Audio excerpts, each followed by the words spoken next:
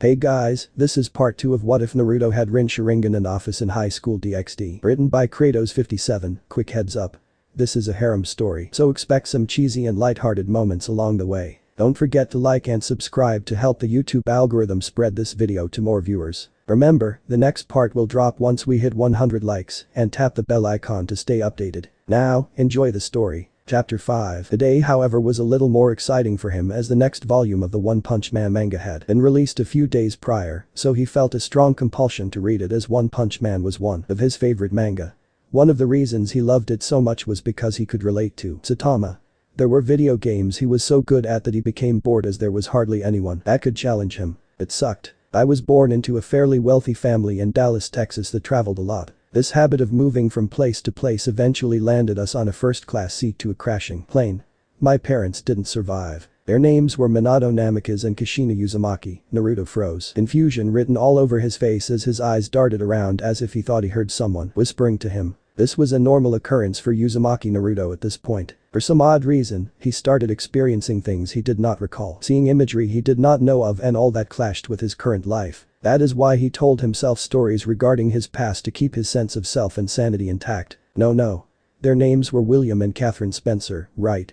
Those were their names, right? Naruto furrowed his eyebrow, feeling a gap in his memories, as if someone had ripped a piece of them out.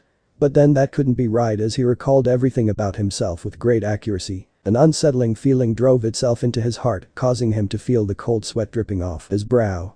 Yes, they had to be, he convinced himself before proceeding to move, ignoring the curious eyes he was receiving from the townsfolk. Because the plane crash had traumatized him, one of the ways Naruto could hope to cope was to change his last name. His psychologist at the time had noted that anything related to his parents would cause a ridiculous amount of stress to the boy, so he arranged for Naruto to change his last name and state, "Quote, it's happening again, what the fuck is going on with me? This has been going on for the past 2 weeks," he frowned before sighing and moving on, holding his bag in a manner common to delinquents. As he moved on the pavement he scanned his surroundings, taking in how there weren't nearly as many cars as there were in Dallas, Texas. It was a welcome change, really. He had hated how noisy cars could be and how horrible the fumes there at least were. He liked Kuo a lot more than Dallas because of how little traffic there was, and in turn, released less carbon monoxide, which reduced unpleasant phenomena like bad ozone. Comparing the air there with the air in Kuo was like comparing fire and water. It couldn't be done, which was one of the reasons why Naruto had a liking for Kuo. Naruto smiled as he heard the sounds of birds chirping and flapping their wings, the sound of water lightly crashing against rocks, and the occasional splash and croak. This was an ability he discovered he had. At the same time his mind started giving him weird suggestions relating to some things. Naruto turned a corner and walked for a few dozen meters before freezing as he came across a bridge. There was nothing out of the ordinary there. Just an old lady sitting on a bench and feeding doves whilst occasionally petting an adorable white kitten that was seated on her lap. Haneko. He shook his head as heavy irritation was imprinted into his eyes. Why the hell am I thinking about that chick? He thought, pressing his teeth against each other with enough force to deform a jawbreaker. His eyes' whites attained a red hue. He couldn't understand what it was that was plaguing him because everything around him seemed to be a lie, and his whole being, except his mind, was sure of it. How could he understand anything if everything was false? If everything was false, did that mean the truth didn't exist? If so, why was he stressing so much over answers he would never find? But still he felt that he didn't need answers because he knew his own life like the back of his hand. He could answer most questions related to himself with ease, but then why did he feel like everything he recited to himself was mendacious? What he recited didn't answer the question of the origin of his abilities. An example. It had been over 2 weeks since he had last slept, and he still hadn't faced any form of repercussions, which was fantastical. No decline in cognitive abilities, no paranoia, no fatigue of any form, no bags under his eyes, no hallucinations, no decline in coordination, and most definitely no increase in irritability. Well, actually, he faced an increase in irritability, but his lack of sleep was most definitely not the cause. What's wrong with me? He wondered wearily. He could remember the days when he couldn't manage basic functions without his cup of joe. It helped him get through tiring and stressful days, yet there he was, not needing nor wanting it at all. The way he viewed the world changed as well. His eyes tended to speed ramp fast-moving objects, allowing him to view them in slow motion as they sliced through the air. His coordination suddenly got way better than it used to be, to the point that he could copy complex dancing routines off the internet with ease and handle sharp objects like knives without looking at them. He felt that he could probably slice and dice vegetables while blindfolded without injuring himself. The world around him expanded. He heard what he could hear: couples running from blocks away, hatching and identifying scents from hundreds of meters away. He had been nearsighted but could all of a sudden see objects within a reasonable distance with great clarity. Reasonable for him was a few hundred meters, making it seem like his eyes had telescopes implanted into them. Complex visuals were but a joke to him, as patterns were easily analyzed and broken down by him without any prior knowledge. He also demonstrated a high degree of spatial awareness by being able to mentally reproduce objects, both 2D and 3D to the nth degree. His brain was essentially a GPS. But that being said, such sudden exposure to a great number of stimuli should have driven him into madness. But it didn't. It was like he was used to it, implying he had grown up that way, but he didn't, did he? Who the hell are Hinata and Ino? Who is Sasuke? Kurama? Kagaya? Tsunade, Kiba, Shikamaru, Konohamaru? Who the hell were those people? Why did their names just fall onto his tongue and slip through his mouth? Mentioning them brought tears to his eyes, tears which he didn't recognize. Why did he cry when he didn't know who the hell those people were? What was wrong with him? He had tried meditating, something which he had never done before, but to his surprise, it was extremely easy. This brought the question, am I superhuman? This was contrary to what he believed, or what he thought he believed at least. He didn't believe in the supernatural or the existence of God or anything that wasn't proven by science, but then there he was, an anomaly. He couldn't fly or run at hypersonic speeds or bench press mountains, but his ability to perceive every bit of stimuli around him was ridiculous. He wondered if he was an alien, but immediately shook the thought, feeling that it was too outlandish. Or was it? Naruto focused on his normal life and continued on his way to the manga cafe, clinging to what he thought was true and real, ignoring the evidence being presented to him. Ignoring how his world was falling apart before his very own eyes as he remembered inconceivable things like beating down a bear to submission as a child and manipulating the forces of the world itself. Shit, he ground his teeth and clenched his hands as he marched towards his destination, desperately fending off his plight. He felt so frustrated, full of unpleasant feelings yet so empty, like a man who was contemplating what to do with his life, feeling like he had no value or a purpose. But that too was something he was used to, as well as it didn't bother him as much as it should have. It was beyond frightening. All he felt were gaps. Gaps in his heart. His memories. His existence. No, this can't be right, he denied it once more as he reached his destination. A simple manga cafe that you'd find pretty easily if you looked hard enough in Japan. He was greeted by a fairly attractive young woman who, after getting paid the appropriate amount, directed him to a booth. Finally some privacy, he sighed at the thought of school whilst reaching out to pick up the One Punch Man manga to begin reading. He paused briefly as he caught sight of a certain manga character in an orange guy and spiky black hair, and on its background, he noticed a frog. BFFFTT, he chuckled out loud before breaking out into giggles whilst simultaneously feeling moisture forming around his eyes. Why am I laughing? Why am I crying? He questioned with furrowed brows. His left hand moved to cover his eyes so as the tears wouldn't stain the manga, whilst his right went up to clutch his forehead with such force that if he was normal, he would have bled. Issei Jiraiya. He looked up from his lap with bloodshot eyes. What's wrong with me? He croaked out loud, sniffling and moving to wipe the snot dripping from his nose. The same question he had been asking himself for the past 2 weeks. As his eyes browsed around the room allocated to him, he saw various depictions of demons and dragons which continuously soured his mood. I can't take it anymore, he shot up, knocking down his chair. His body reacted to the shift and he did not fall. He held in a scream as he rushed out of his room, out of the cafe, ignoring the shocked looks he received from both customers and employees alike. He sprinted for 3 minutes straight and maintained his high speeds with relative ease, showing no signs of fatigue. He got to his apartment complex and rushed upstairs to his room number and stopped right before the door. He quickly unlocked his apartment's door with extremely shaky hands and stumbled inside. He didn't toss his bag onto the floor like he usually did because he left it at the store while he was in a panic. Cold sweat trickled down his brow as he took a deep breath and got into a meditative stance and just sat there for some time. Meditation had been his only friend in the past 2 weeks as it helped him take his mind off the things that randomly started to plague him. His eyes opened once more and he found himself in his living room, right where he had started meditating. He sighed in a forlorn way and looked at the door leading to his room. Maybe video games will help, haven't played in a while. Need to lock the door first, he said to himself as he stood up and made his way to his apartment and locked it. He then turned and walked past the kitchen and living room and opened his bedroom. Immaculate as it always was, perfect. One of the things he never conflicted about. He then moved over to his gaming chair and seated himself in front of the monitor and reached down to his feet to boot up the computer. In no time, Naruto was staring at his wallpaper blankly, feeling that it wasn't the wallpaper he had applied.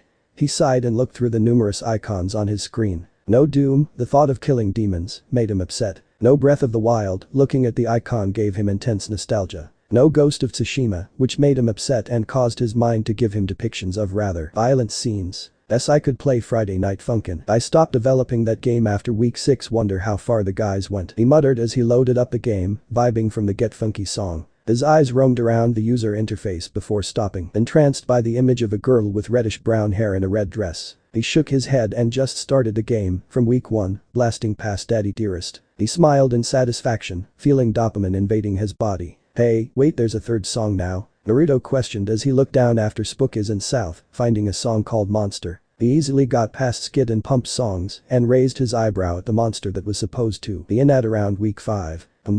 He started playing. And then, I'm gonna eat your girlfriend, it sang. What the fuck? Naruto felt an extreme sense of hostility towards the lemon-headed demon. Stray devil naughty girl, he muttered unconsciously. He didn't pay it any mind as he had been saying things that were incomprehensible to him for some time now. He just learned to deal with it. He finally got to week 7 and was playing against a new grounds character called Tankman. He had gotten past Erg and Guns, which had made him vibe more than the previous songs. Only the song Pico came close, but the recent 2 songs he played were phenomenal. Something about Tankman's Erg made him excited.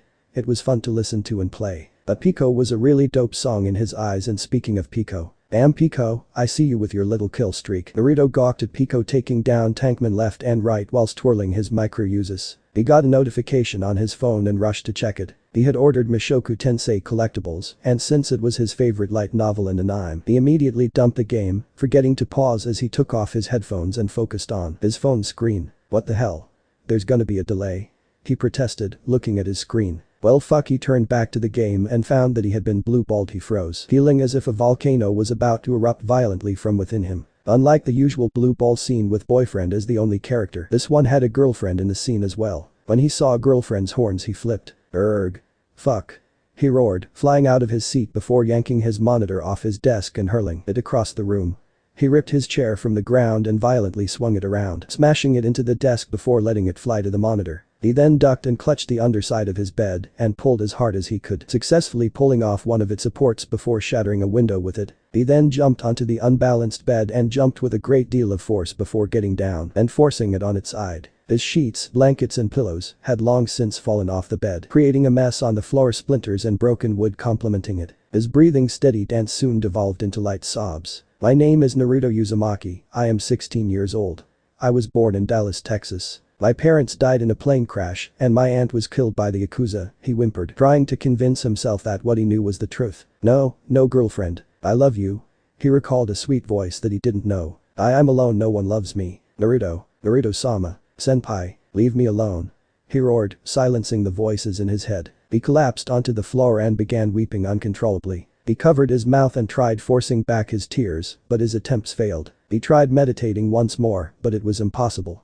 Feelings. Emotions that he didn't recognize flooded his heart, bringing him down to a pathetic state. People in strange outfits appeared in his mind, Rias Gremory and the Occult Research Club appeared. Not as full-fledged memories, but as apparitions. There they were. The people he didn't recognize. They were standing a few hundred meters away, beckoning him to come. There was a blonde man that looked strikingly similar to him with a woman with long, fiery red hair in his arms. A slender girl with a fair complexion and long black hair that reached down to her back stood next to them. She had lavender eyes and wore a kimono-style blouse with a pair of navy blue shorts with high stockings with heeled boots. Another girl was with them. She was blonde and had a long ponytail that extended to her lower back. She had a shapely figure and wore a provocative purple outfit that exposed her midriff. She wore mesh armor on her thighs, elbows and knees. A few other people were there, and they included a middle-aged man with gravity-defying hair, a man who was in his 50s and had long spiky white hair, a red-haired man with purple eyes, a pretty boy with heterochromatic eyes, one red and the other purple, an old man in a black bodysuit with a giant bow stuff at his side, a wild-looking man with spiky brown hair on top of a tiger-sized white dog, a blonde woman with a diamond on her forehead. There was also a towering fox with a vaguely humanoid body with 9 tails. A tired-looking man that tied his hair like a pineapple, a pale boy with an ink brush in his hand, a man with long, straight hair and looked to be garbed in crimson samurai armor. Rias and her club were there as well. He stood transfixed and perplexed at the sight. The apparitions called for him. No response came from him until he took a single step forward. Naruto didn't know who those people were, but they all had warm looks on their faces, except the guy with a dog and the other with a funky-looking purple eye. Despite the somehow hostile looks they gave him, he still felt welcomed, loved and wanted, so he started running. The distance never closed. He could take an infinite number of strides, and they'd still be the same distance away. Futility. Something was stopping him, blocking him from reaching out to the people he started to feel were precious to him. "Don't give up," whispered the black-haired girl. "Keep pushing forward," whispered the blonde girl. "Hang on to what you cherish," whispered the crimson-haired woman. "Be strong, prepare and be ready to fight the world for what you feel is right," whispered his look-alike, the four of them acting as the proxy for their group. He still didn't know who these people were, but there was one thing he could tell that they all had in common. Great affection, directed at him. The other group stayed silent, all having looks riddled with guilt. "Awaken, and beware. The world you know is false," a deep raspy voice warned. The scene flickered and he was in his room once more. A shiver crawled up his spine as his pupils dilated. He looked around the room in a fluster all while breathing heavily. "The world I know is false, who am I? I Chihamadara proclaim. You are the strongest of your generation and will soon be the greatest that ever exist and ever will exist. No one is above you, and hence I declare that you are this generation's great god of shinobi." Uzumaki Naruto. A memory of a man with long spiky black hair played. "Where am I from?" He saw an ocean of trees that had the occasional mount in them. He saw a massive settlement, around a fourth of the size of New York, and near its edge was a mountain with faces. Naruto clutched his forehead, and he slowly regained control of his breathing. His mind and heart collided, engaging in a massive war on which was correct. Was it what he knew or what he felt? The glint of madness shone in his eyes as his mind and heart couldn't come to peace. The difference in opinion drove a wedge between them, but it was getting clearer by the second that his mind was getting cornered. He finally relaxed and looked around at his trashed room and felt his eyes being drawn to a specific place that his bed had been on top of. The cleverly concealed plank on the floor. He didn't actually see it, or rather his instincts directed him to it, and so he crawled towards it and carefully removed it from its place. He reached inside the hole and pulled out a briefcase and extracted what seemed to be a thin sachet of crimson fluid. His hand squeezed out a drop and before he knew it, his hands moved on their own, as if possessed by something. He could have easily stopped them, but he felt that he should, so he allowed it. Hare, snake, horse, dog, rat, he thought while slowly moving his hands. First seal, release. He suddenly called out as blue lines extended from under his shirt and extended towards the rest of his body and began pulsing at a rather slow pace whilst contorting into symbols he didn't understand but felt familiar with. The feeling was so strange it caused him to drop the sachet. The symbols shifted to a hue of red before coalescing it to the back of his hands and the top of his feet, and they all had the kanji for release. Writing appeared on the palm of his left hand, physical restraints loosened by XXXX%, but he didn't notice it as it disappeared quickly before he could see it. "What?" he questioned as he looked at his hands. He felt something happen but didn't feel any different. Naruto sighed and pushed his arms down to help himself get up only to collapse into a hole in the floor. The flooring had caved in, creating cracks in the wood. "What the fuck?"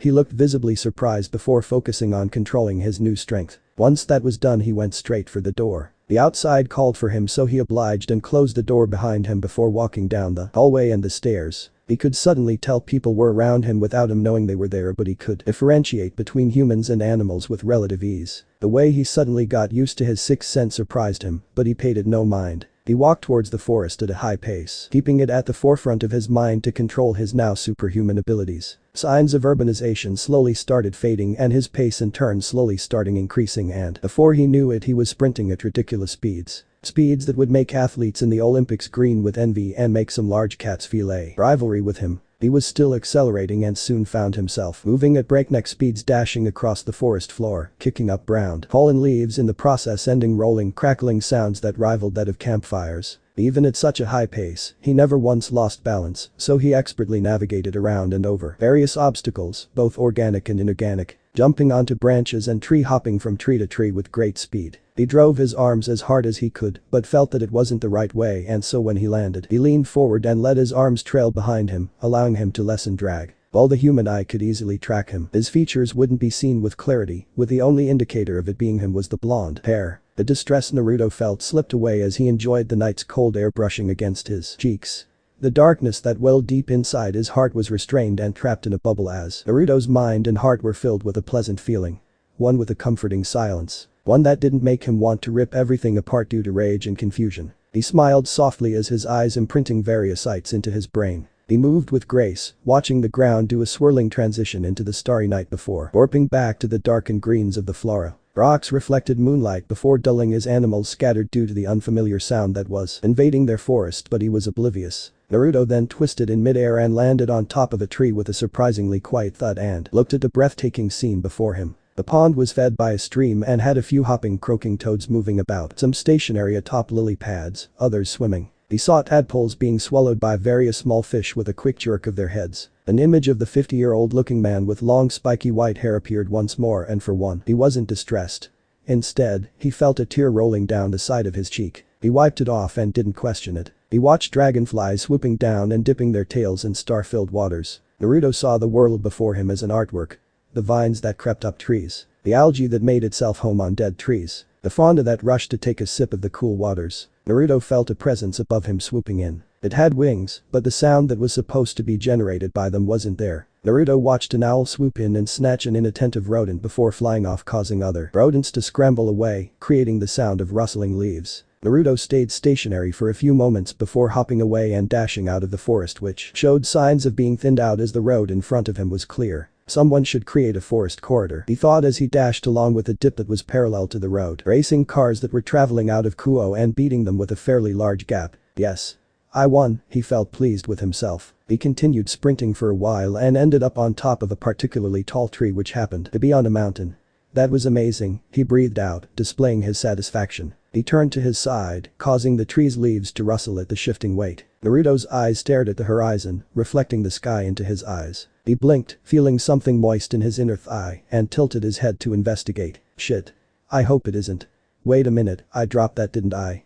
Why the fuck is it in my pocket? He expressed confusion as he watched blood seep onto his skin. He curled up suddenly and clutched his forehead. I feel something. What the hell is this shit in my head? Naruto stopped twitching as he detected an alien presence in his head. The presence suddenly flared and Naruto felt something dragging his mind away. And no. He suddenly realized what had been happening. Whatever it was that was in his head was what had been causing him pain. His distress must have been a signal as his hands began moving with great speed. Marks that resembled the ones he had when he was at his apartment appeared on his body. The long lines formed by unknown characters pulsed in a dull red color before fading. A message appeared on his left hand. All seals have been released. Forsake Rias, he frowned as he stood up from his lying position. His hand moved over his pants, and the blood that had been smeared on coalesced and became a sphere. His hand twitched and the sphere vaporized. All flora and fauna within a 100-meter radius contorted, morphed and withered away as their life force was sapped from them, leaving them as husks of their former selves. Naruto bit his tongue, drawing blood. I'm sorry, he apologized out loud before waving his hand and returning the creatures of the land to their former states. The animals scattered in panic and the pants seemed to lean away from him. He sighed, making his displeasure known to the world. You idiot. When I get my hands on you, he whispered, feeling the remnants of the spell fall apart. It was nothing in the face of his immeasurable chakra reserves. Now, how the hell do I get to the underworld? He mused before getting an idea and smacking his fist onto the palm of his hand. I'm out. Naruto disappeared with a speed that could have been mistaken for a body flicker. He did that after feeling an unfamiliar presence rushing to his position. He had no intention of being involved with other supernatural beings. His girlfriend and her group were already a headache. A few seconds later, black feathers drifted down to Naruto's previous position. What was that? The figure questioned. Issei, POV. Everything was fine in the days that preceded the events that occurred 2 weeks ago. Had my morning training with the president and enjoyed the view of her bouncing tits, sorry Naru. And also had the pleasure of being cheered on by Asia-chan. That silly girl is way too innocent. My desire to have lots of watermelons in my hands and face can be damned. This is a lot more important. Her degree of being sheltered is so severe that she is as gullible as a child. Scary. So the thought of that got me to want to work even harder, going as far as asking Naruto to be my proxy to the president to request for more while also begging her myself. Also I can protect her from all the evils of this world. And that includes the godfather of all naughty creatures, Uzumaki Naruto himself. While he normally looks like all he thinks about is homicide, that dude is a massive naughty creature. Asia must not be eaten by that wolf. No, if he were a wolf then getting rid of him wouldn't be too hard via the use of traps. That thing is a fox, he will make you think you got him, but in reality, it will be you who got. I am getting sidetracked. Anyway, I ended up receiving magic lessons from Akeno at sunset but made sure not to push myself too hard as I still had devil duties. It took a while for me to be able to get the very basics of sorcery down, but I was able to do it. At times, everything was pretty good until the president teleported to the clubroom in tears whilst being followed by an attractive silver-haired one-san. This caused us a great deal of worry which morphed into depression and frustration as the president finally got a hold of herself and explained her circumstances in the erasure and replacement of Naruto's memories. We didn't take it too well. Asia was confused but did her best to help comfort us. I couldn't help but bash the door numerous times till my fist bled, nearly making Asia-chan cry as I probably made her feel useless by being unresponsive to her attempts. Both Kiba and Akeno's eyes lost the luster that was typically present in them, with Kiba nearly shedding tears. Akeno managed to hide most of her feelings, but we could all tell that she took a loss from that information. Man, Kaneko couldn't handle it at all and immediately broke down into a whimpering and shaking mess, so she had to be knocked out and taken home by Kiba. It was a scene that could only be seen in one's imagination, as imagining that cool-headed and aloof girl showing great distress was very difficult. By the time Kiba returned, we had all managed to rein ourselves in as we sympathized with the president. It was true. He was as strong as a normal human with a somewhat ordinary life, but had somehow managed to bag the best girlfriend ever, though I can imagine him feeling less like a man as she paid for pretty much everything he wanted. Poor Chad, I feel for him. That annoying, roady and idiotic piece of shit called Naruto was the friend I needed. I honestly felt like I spent more time with him than Mitsuda and Motohama. It's pretty weird really, but still I also wouldn't want him too involved in the devil world because I also wouldn't want any harm done to him. With the present circumstances, his involvement would end up very harmful to him in the end. Riser Phoenix. The shit that came into our club room and started spouting all sorts of stuff about how devil clans were becoming extinct and how reincarnated devils were taking the place of the old devils and all that jazz.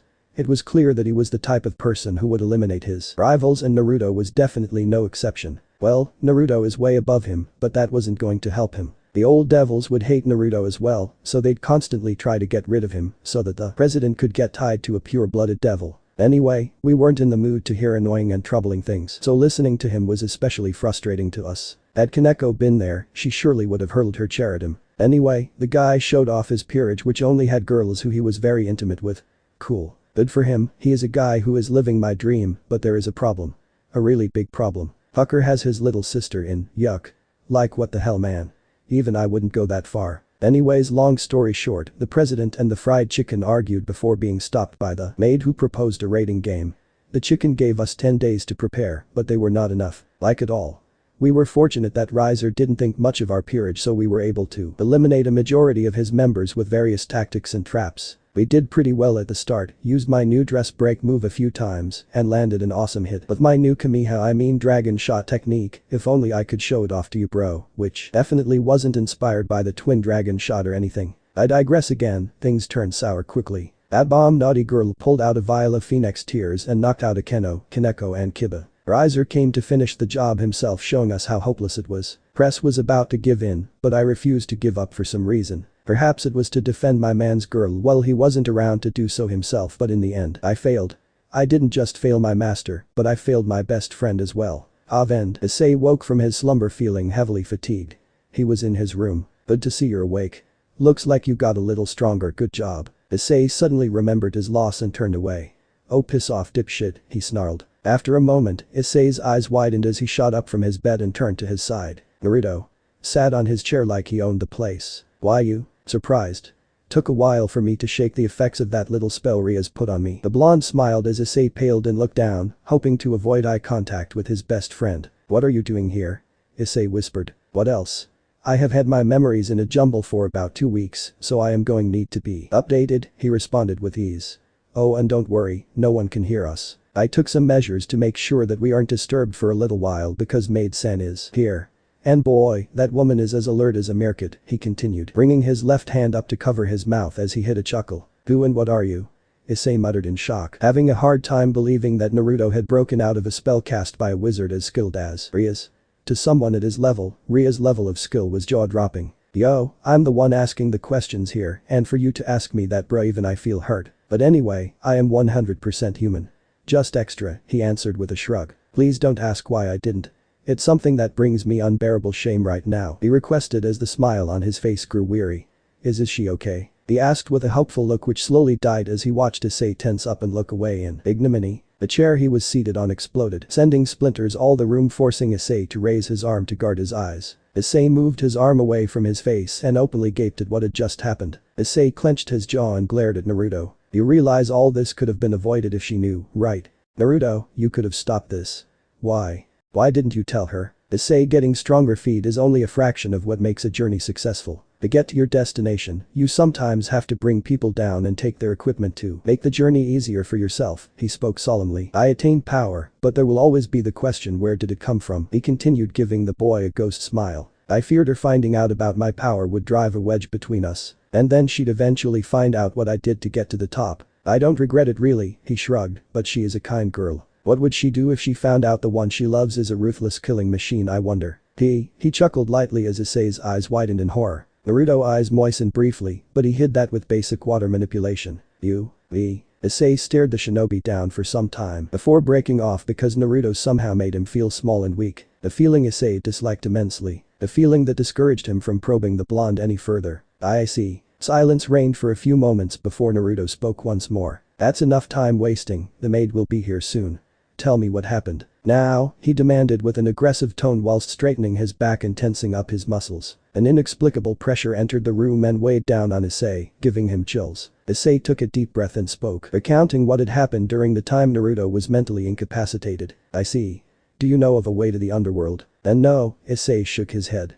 They both heard the door open. Issei-sama, are you? The voice's owner froze. Probably should have put a barrier, he felt like smacking himself in the face as the door opened. A beautiful young woman that appeared to be in her early 20s with back-length silver hair that featured a long braid on each side with small blue bows at the ends, while the rest was let down, which ends in twin braids and red eyes, entered the room. She was dressed in a blue French maid outfit. She froze mid-step as she saw her Oju-sama's boyfriend seated next to the Red Dragon Emperor. What in the world? Her eyes widened. Oh hey, you must that maid-san that came to get Rias that time. Nice to meet you, Naruto waved, ignoring her surprised face. The woman regained her composure in a snap and looked at the boy suspiciously. How did you get in here? How did you break the spell? What faction do you belong to? The maid questioned as a pale magic circle formed above his head. The silver-haired woman stared at him with a look filled with suspicion. Yeah lady, I'm human. Dummy Red put me out of commission for a while, you know. As for your first and second questions, how else? Through the window, he directed her gaze towards the shifting curtains. And I broke it through the power of love, he half-joked, not feeling threatened by the looming circle. I see, she said slowly as the magic circle above him dimmed considerably. She then took note of how he seemed to be interrogating the young devil as she came in and was now looking at her expectantly. His gaze made her have second thoughts about deleting her circle. What is he? She questioned, not grasping how he pressured her without raising any form of killing intent. Despite the pressure, however, it was very clear that he was not hostile. Yet at least. A sigh made its way through her mouth as she recalled the peaceful look he had when in bed with Rias. It was the exact opposite of the look he had now. Am I correct to assume that you are here for answers? Yes. I want to know how I can get to the underworld. I really need and want to see that idiot right now. Don't worry about me being harmed, I'll be fine, he said as he sat cross-legged on the floor. What are your intentions? She questioned, allowing her icy aura and magic circle to fade into nothingness. What else? Save my baby girl at any cost, he responded in a manner that simultaneously made him seem lax and serious. The woman eyed him for some time before relaxing. Oju-sama would not fall in love with a perversive person. His silence brought out another sigh from the older lady, who then turned to Issei. Sighing so much. How unbecoming of me. I am glad to see you are well, Issei-sama, she lowered her head briefly. Yeah. I am, thanks Grafia-san. Is everyone okay? Yes. Your comrades are all well. Though every one of them besides you and Asia-sama is still in the underworld. Asia-sama stayed behind to treat your wounds at Oju-sama's behest, she responded before she turned to Naruto. Issei sighed in relief. That's great. Before joining the maid in staring at the whisker-marked blonde seated at his bedside. Naruto-sama. Yes. This was only intended for Issei-sama, but since you wish to save Oju-sama and are very close to her, I feel as though you should go with Issei-sama. The engagement party. It is currently taking place in the assembly hall that was arranged by the House of Gremory. You going will benefit both you and my master, she explained, causing Naruto to raise an eyebrow before simply sighing in response. I was gonna go anyway, whether you liked it or not, he thought, eyeing the clone that had taken the place of one of Issei's Bumans from the corner of his eye. He had heavily saturated a clone with chakra so it could reverse summon to wherever Issei went. Seemed that he wouldn't be needing it anytime soon. If someone asked why he didn't become the Buman himself and have a clone talk to Issei, the reasons were 1. Clones are significantly harder to detect, and 2. Clones tended to be on the opposite side of the personality spectrum from their creator and weren't really good at hiding it because they knew they'd disappear. A man changes when he faces death after all. I see.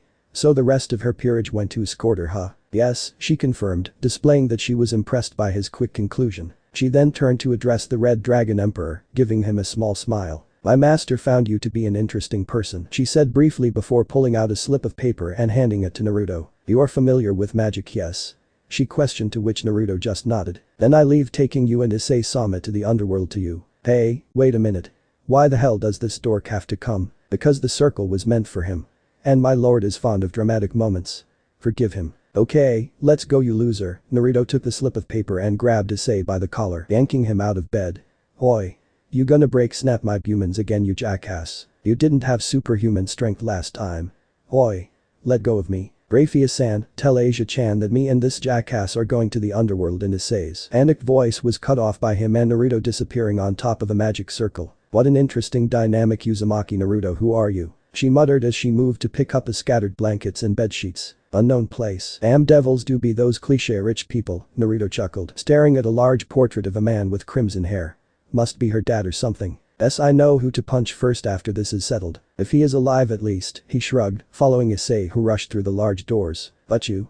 He called out, Naruto's back, and he's Pyak. Naruto walked into the hall filled to the brim with high class. With him was a dark and heavy presence that drew silence from the crowd. The majority of the devils got their attention drawn to the door and saw a human in gray shorts and a black vest.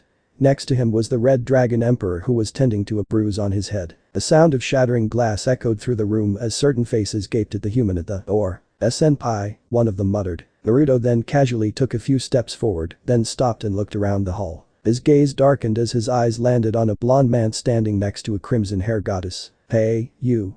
What do you think you are? A man who must have been a guard rushed at Naruto only to be knocked down by a petite girl with white hair. "The job," he praised the teary-eyed girl as he moved past her. "Hey.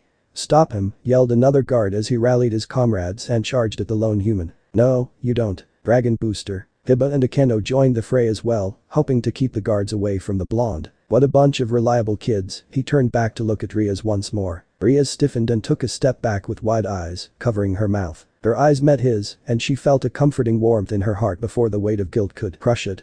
"I have come for you," his eyes seemed to say despite the hostility that seemed to be radiating from them. Her muscles tensed up even more as she saw the smile on his face. It didn't reach his eyes. What is he doing here? I am sure I erased and rewrote his memories. How? Her heartbeat accelerated.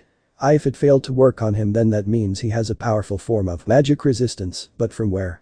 The spell I used has enough kick to bring down high-class devils. Various thoughts rushed through her head as she tried to solve the puzzle that was her boyfriend. There she goes thinking at least a 1,000 miles per hour. Naruto turned to the crowd and respectfully moved his right hand from his chest to his diaphragm in an arsing motion. "How do you do, esteemed devils of the underworld? This one's name is Naruto Uzumaki, and I have had the honor of courting and taking Lady Rias Remori's maidenhood." Silence prevailed within the assembly hall as all eyes were on the lone human. The blonde-haired, blue-eyed human brought his gaze onto the bewitching, crimson-haired devil that was dousing him and gave a small but affectionate smile. The girl couldn't help but take a step back as a look of shock took over her delicate features, morphing into her own little smile, bringing a great deal of shock amongst the spectating devils. Her reaction had made it evident that the human statement had truth in it. It was unbelievable to the majority of them as a devil of one of the 72 pillars had shared her bed with a mere human.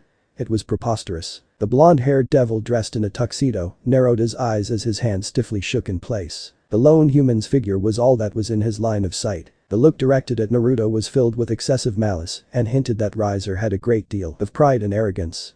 The way he looked at him dehumanized him and made him be a creature on the level of an ant. A mere ant dared to steal his prize. Naruto, acknowledging the glare, turned to face the son of the Phoenix clan. "Lord Riser, I presume?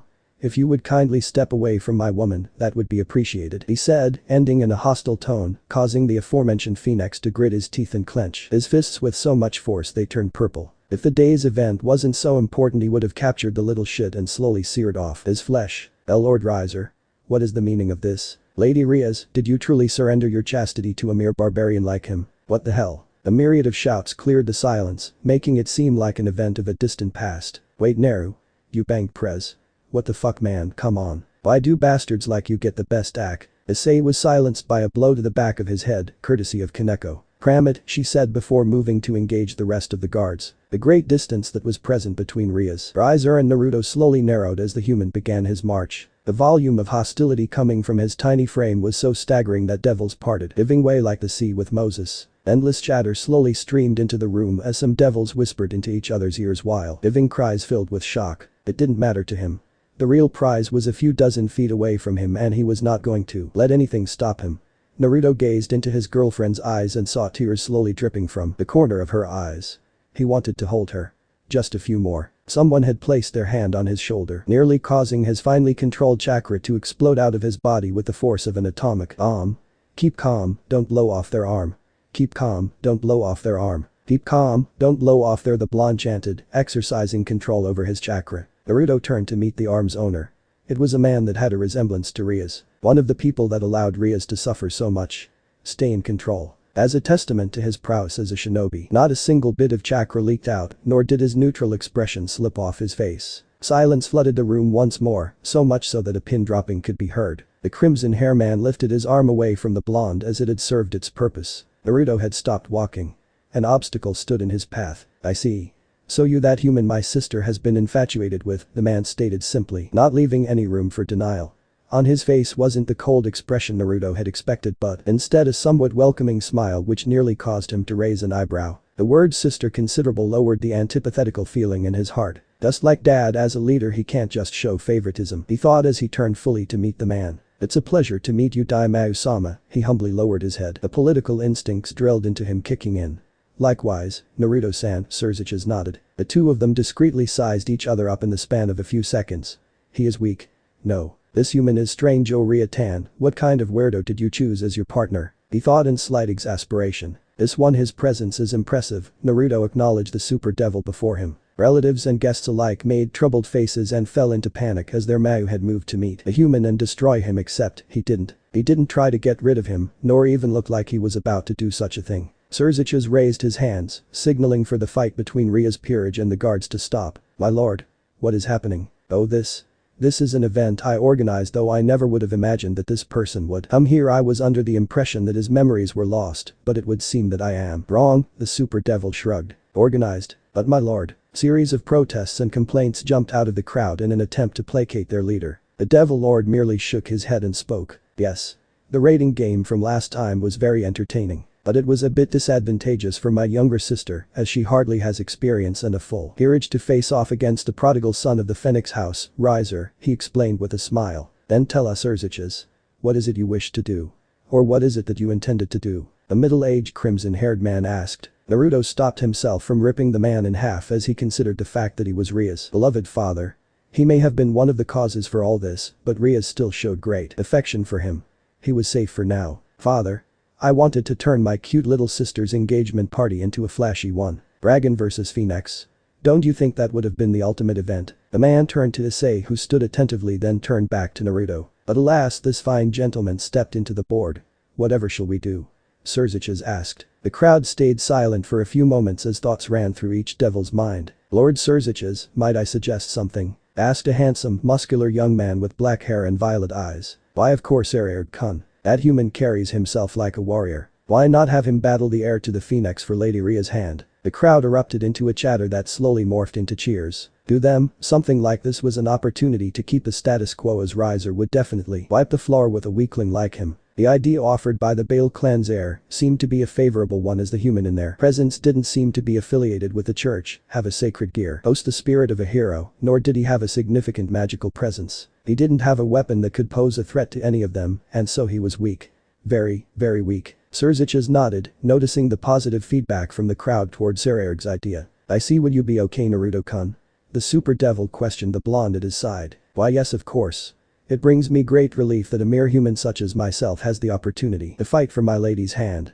My heartfelt gratitude to you sir. Naruto bowed towards the muscular man who smiled in response. Wait no, Rias was cut off by a stare from Naruto. I really wish you would trust me. A circle with complex symbols that could easily be mistaken for a magical circle appeared at Naruto's side. Its various symbols twisted as the circle slowly rotated, producing a sword handle that led to a guard that resembled a snake opening its maw. Naruto grasped it and tugged, releasing the sword. A double-edged Jan. Devil stared at the weapon and the strange symbols in surprise. My name is Uzumaki Naruto, and I challenge you Riser Phoenix, he raised his fighting spirit, sword and voice. Riser had a smile that combined the elements of fearlessness and hostility. Riser is far above the likes of you filth. You are unworthy to fight me. Come my servants. He called out, inciting a group of women to rush behind. Naruto raised an eyebrow, and Surziches frowned. Riser-kun, this is only meant to be a one-on-one. Your peerage is unneeded. But my lord, but the human has an unknown weapon which could be a powerful sacred gear. And Riser stringed a series of incomprehensible and idiotic excuses one after the other nearly causing the Devil King to face palm. Surziches opened his mouth only for him to stop as Naruto raised his hand. All is well even if the chicken wishes to hide behind a group of harlots, Naruto said in a plain tone. Excuse me. How dare you, you troglodyte. Piss off. All manner of insults exploded from Riser's group, but the man himself showed no reaction, but instead smiled. Ho. Interesting words from a nobody such as yourself, he replied in a mocking tone. Look at your pathetic self. You have nothing. No one to assist you in dire times. Riser put on a show by raising his hands, gesturing to various devils in the crowd and his own group. Who do you think you are, stepping into this place? Definitely not the mere human who popped your betrothed's cherry, Naruto snickered, giving his eyes an amused glint. Ah yes. The way she squirmed under me as I ate her up was fantastic. Those long legs, that bum, those watermelons. Naruto grinned so lecherously that even Issei was taken aback. Something you can't and never will have. I even have her heart which you don't have, he mocked Riser, causing the man's face to explode into a shade of red. How dare you? Using such vulgar language in our presence.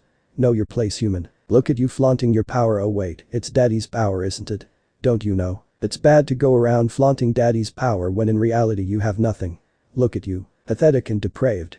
Surrounding yourself with women to mask your own insecurities. Pathetic. Trying to serve the devil race so you can be praised as the greatest. Naruto laughed at Riser's rapidly souring face. Tension rose as Naruto's smile grew wider and Riser's grimace strengthened. Now gentlemen, don't you think it's appropriate to settle this in the battlefield? Surziches stepped in, weakening the tension. Riser and his peerage leveled hostile glares at the boy. A sword in Naruto's hand transformed into a brown constrictor before slithering up his arm and dipping toward his hip. It reached his hip and moved back up, making it seem like a sash. Of course, Naruto responded simply before looking at Rias. Might I have a word with the lady of the hour, he requested, getting a nod from the crimson-haired devil. Naruto walked towards Rias, stepping over the foot that attempted to trip him. Devil shifted away from the couple as Naruto arrived and took her left hand with his right. My lady, he kissed her knuckle, looking up into Rias' tear-filled face. You idiot. Why did you come? What weirdo lets his woman get taken away by some beta loser? He responded jokingly with a hint of affection. You lucky naughty girl, you know that. I should punt you through that wall right now for what you put me through, he smiled wryly. Her makeup had been spoiled by her tears. Rias Gremory, when I win this battle, I expect you to spend the rest of my life with me, you hear? Naruto playfully glared at the buxom devil. But how are you? How did you? Confusion was written all over her face. Rias closed her eyes and took a deep breath and looked into Naruto's eyes. Naruto, if it were someone like Issei I wouldn't be too worried, but this is Riser. He has never lost in a raiding game against more experienced devils. You are not only facing him but his peerage. And he hates you. He will kill you. I won't allow it. I refuse, she hissed vehemently. Go back to your world, human, she rebuked him, making a pained expression. Men here, I thought lovers were supposed to encourage each other, no matter what the situation. This could lead to your death. I can't. Silly Rias, you underestimate me way too much, Naruto said, holding in a laugh as a nostalgic look appeared on his face. Remembering all the times both his enemies and allies alike underestimated him. There is a lot you don't know about me. A lot I want to tell you about me. I want to make an ideal future with what you'll find out, so believe in me. Trust me like a true Christian would trust God. He brought his lips closer to hers whilst moving his hand onto her cheek. Me not having a magic presence doesn't mean I am incapable of manipulating phenomena. Oh no, my dear. Quite the opposite, he whispered huskily. Ria's eyes widened as she felt the mess on her face disappear. He gave her a peck on the lips and pulled back, giving her a mischievous smile. There. This is the first and last time I'll fix your makeup, his warm smile chipped away. Now then. The deal with the insect who has the gall to attempt to claim what's mine is his. The warmth he displaced was long gone. The face that had less character than a blank white wall had replaced it. In that instant, Rias felt every hair on her body stand on end as she stared at Naruto with muted shock. An aura that was so abundant that it couldn't fit into the room was around him. It was a shade of gold with splotches of red, black, purple and white in it. It disappeared before the other occupants could detect it, including her own brother. Unbelievable. Fear. She suddenly felt like an insect compared to him. The fear present within her was further amplified by what she thought she knew about him. How she just labeled him as a mere weak human like most of his species. The boy turned away from her and began walking. Naruto. He stopped. The distance between them became their own space. No sound could penetrate this field of silence reserved for the human and the devil. Please. Just please don't kill them, she begged in their stead. If Naruto was surprised, he didn't show it. His shoulders drooped slightly before shifting back to position. Understood, his cold voice brushed against her ears, making them feel like they were frozen solid. He took a few strides away from the woman and moved toward the center of the room. He waved his hand and his sword appeared once more. He was met with Riser's hostile glare. When I'm done with you, you will be a shell of your former self. The man hissed in both excitement and hostility. The group behind giggled. All except one, a girl with drills. Naruto detected worry in her heart and strangely it was directed at him. He ignored it. Devils made space for the two parties. Hineko rushed into the center and grabbed Naruto's hand. I believe in you Sen. She cut herself off, Naruto. She corrected herself causing a slight smile to creep into his expressionless face. The girl grabbed his arm and yanked him down whilst pushing herself off the tips of her toes and pressed her lips onto his cheek. Naruto stood up straight and stared at the red-faced girl. Thanks, he lowered himself to her level, wrapped his arm around her neck and nuzzled his forehead against hers. He stared into her amber eyes for a moment, getting lost in the plethora of emotions he saw in them. None were negative instead. All he saw was a zealous belief signifying her great trust in him. Naruto felt her body shake in his arm. She is nervous. The expressionless face couldn't be held any longer as a warm and pleasant smile took his face. His other hand moved up, took both her hands into his and firmly squeezed. Her eyes closed for a moment before they opened once more. Naruto's heart skipped a beat. But grief, he sighed. Come back to us Naruto, Naya, she used his name once more.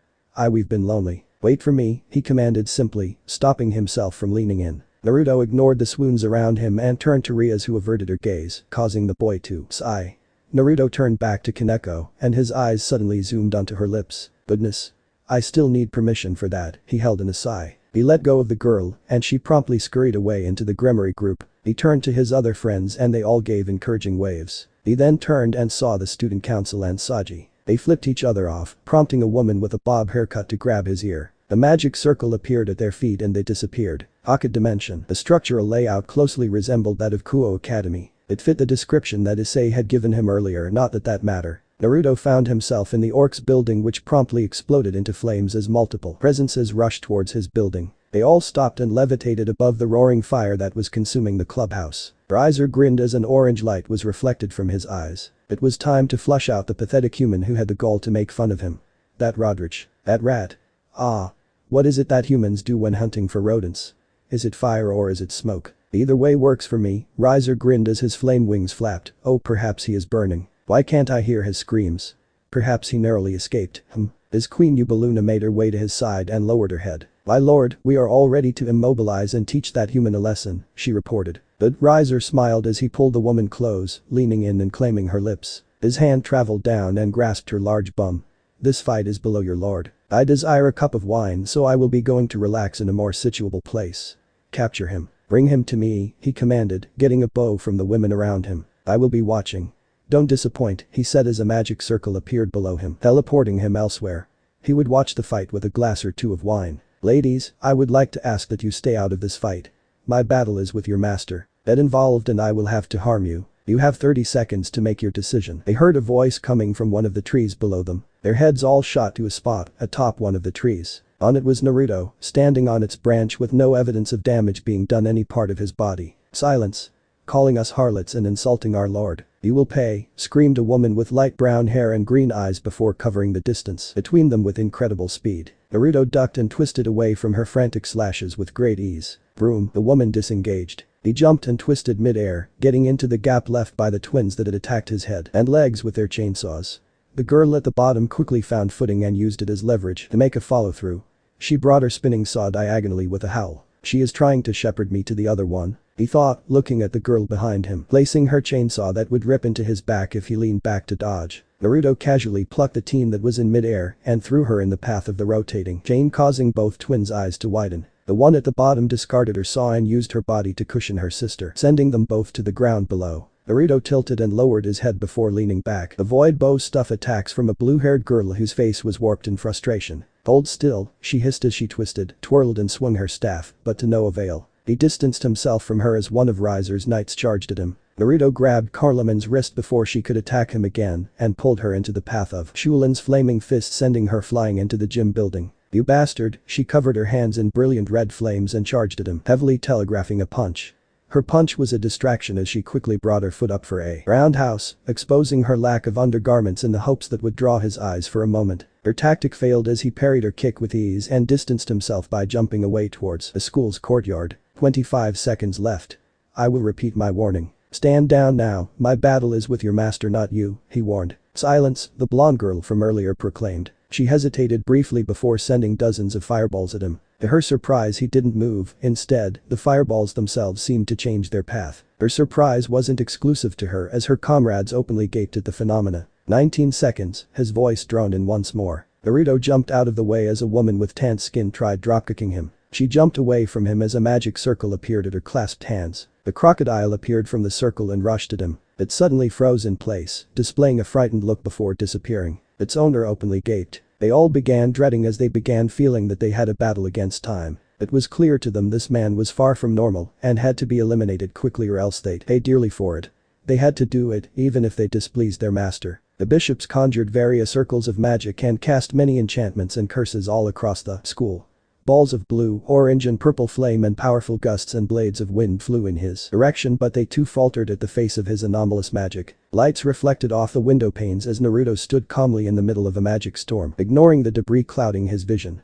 All magic sent in his direction strayed from its path. This was the effect of one of his Yun release jutsu, which he called ephemeral, naming it after one of Uchiha Itachi's Gen jutsu. But the training he got from Kurama, Naruto learned to use yin and yang release on their own without the addition of other elements. In this case, what was being used was yin release, which governed over concepts and imagination. In other words, things that did not exist. Gen jutsu was the most common application of yin release, as it allowed the user to affect other people's sensory capabilities via their chakra network, but alas, yin release was hardly used for anything else. The way this technique worked was simple. Since most techniques required the user to program what they wanted them to do, they were sent out with a set number of instructions in them. The instructions are formulated by thought, and that thought is carried over with whatever energy was used to power a technique. Since thoughts don't technically exist and are manipulated by the mind, that means that they are within the realm of yin release. Ephemeral was a jutsu that reprogrammed the concept part of a technique, allowing Naruto to manipulate its properties, trajectory included. Naruto cast a field of chakra around him and all techniques that left the attacker's body and entered this field could freely be manipulated. He happened to take control of the dimension to prevent interference, not that that mattered at the moment. Ephemeral could only be resisted by someone with a decent level of skill in the attack they used, and these girls were certainly not up to standard.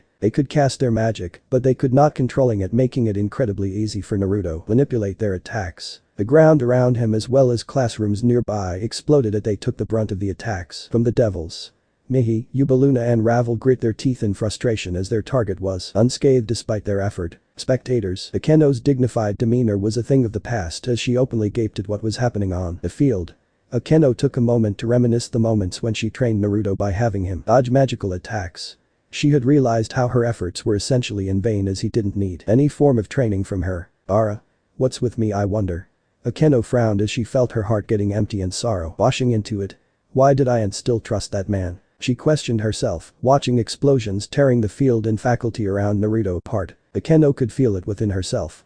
A strange feeling came whenever she saw the blonde enigma. Father promised to always be there for me, and mother, he was never there. Naruto once told us he trusts us men are liars. She compassed herself with a deep breath. Her even breathing lost its smooth tempo. I don't want to believe that, she held in a sigh. They couldn't be a lie, could there? Her nails drew blood as they dug into the flesh of her hand. The warmth clasped around in, and she turned to see Rias, who gave her a comforting look. The tension in her hand left her. No way, Issei expressed the feeling that was present within every devil viewing the battle. That boy, I can tell that he is powerful. I don't recognize the arcane art he is using, but I can tell that they are very dangerous. An individual with unrecorded powers can be incredibly dangerous, so I implore you, partner, exercise caution around him, Drake warned from his crimson prison. Understood. The fight, Shulin gave Ubaluna a nod before charging at Naruto with Cirrus, Isabella, Harleman and the twins in tow.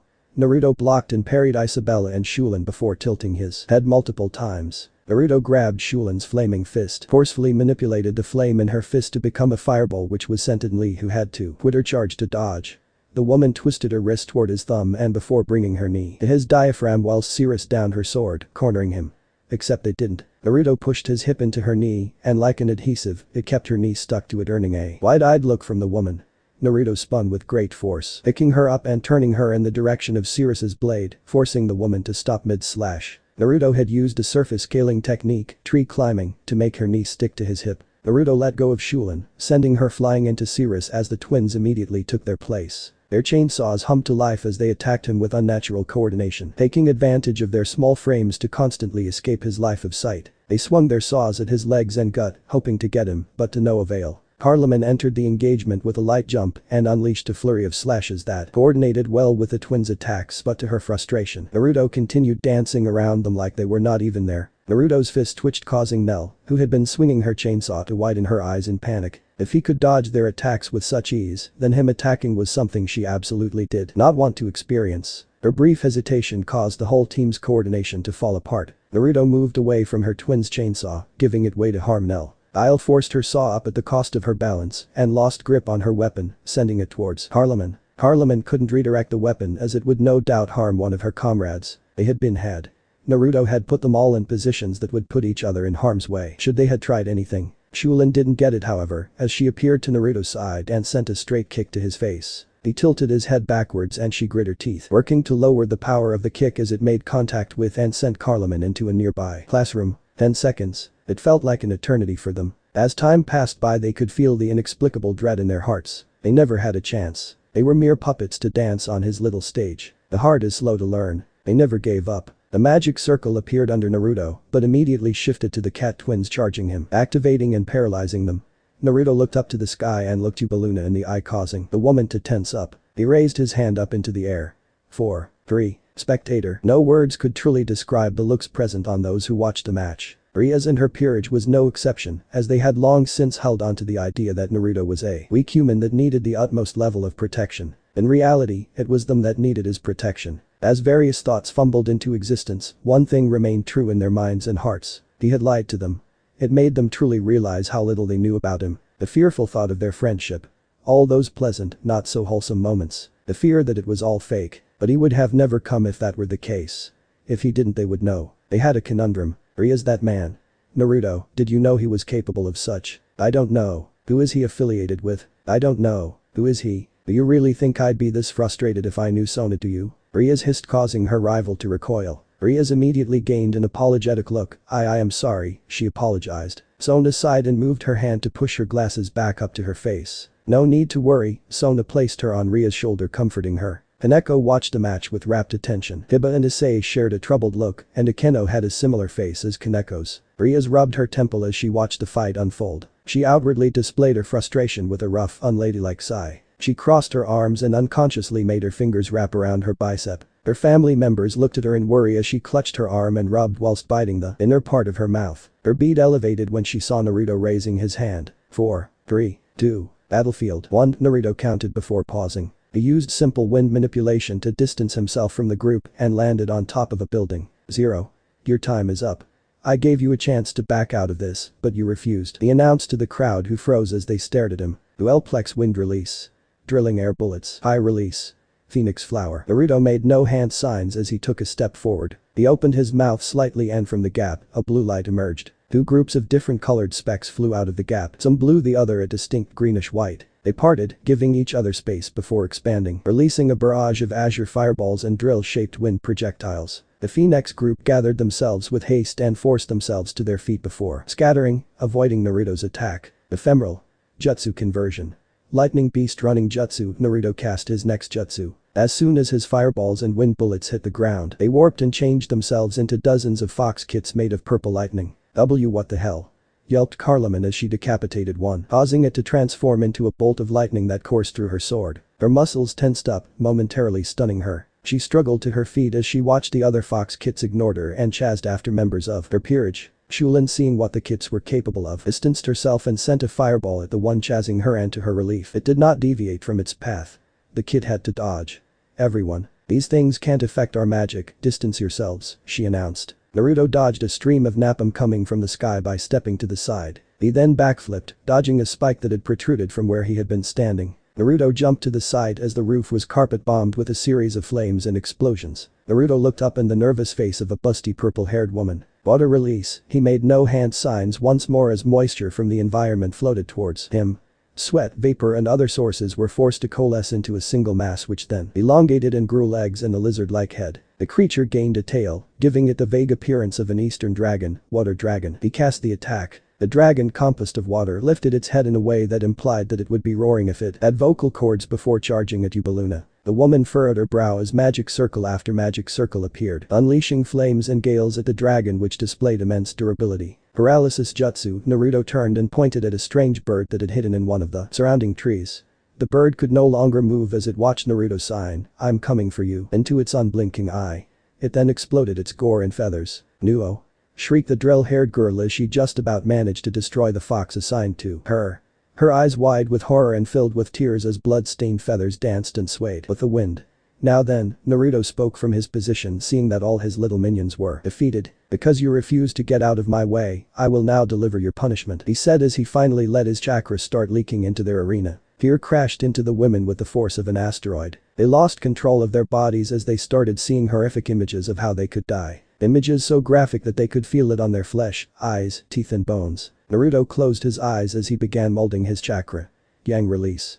Disaster. The effects of the jutsu were immediate as an opera of shrieks had come into the battlefield. The women, with bloodshot eyes, watched in alarm as their pristine, immaculate flesh warped and blackened as if infected by thousands of diseases at once. Disaster, a Yang release jutsu taught to him by Kurama during his training trip. Since Yang release worked with what exists by improving it and causing effects like, for example, causing trees to grow rapidly or accelerating healing or even changing aspects of one's body like the Akimichi clan. Disaster is a curse-like jutsu that forcefully takes control of the enemy's cells and forces them to do what the user pleases, which can either harm or heal the individual. In the harming scenario, the technique can cause severe necrosis, severe infections via the rapid multiplication of bacteria, forcing wounds to expand and forcing all the body's pain receptors to fire simultaneously, which was what the women were experiencing at the moment. Some scratched at their arms and legs, others attacked themselves with magic. Some healed only to shriek louder as the cells that replaced the infected ones caused their nerves to flare with greater force, causing a level of paralysis. The knight severed their limbs, hoping that the disease would stop, only for the terrifying realization that their effort was fruitless to hit them. The searing pain they felt. Death would be a mercy. They couldn't open their mouth and beg, for their throats too had eroded, warped and become jagged spins, causing internal scratching as they tried to move their lips. They couldn't even call for their master to save them, so they stood transfixed as the disease healed then infected their self-inflicted wounds, watching their bodies slowly decay and fade away. The group except one stopped singing the song of horror. Ravel, a member of the Phoenix clan, experienced the worst effects because of her natural regeneration. The girl's screams slowly devolved into hoarse whispers as felt the disease creeping up her flesh. Her blessing, her pride, had ironically become her own source of detriment. The smell of rotting flesh wafted into the arena as the once beautiful women had become what appeared to blackened versions of the Walking Dead. Tears streamed down from where their what looked like eyes were. They were still alive, feeling the blight coursing through their bodies. Naruto had a small smile. He heard the flapping of flaming wings. "You son of a naughty girl. How dare you?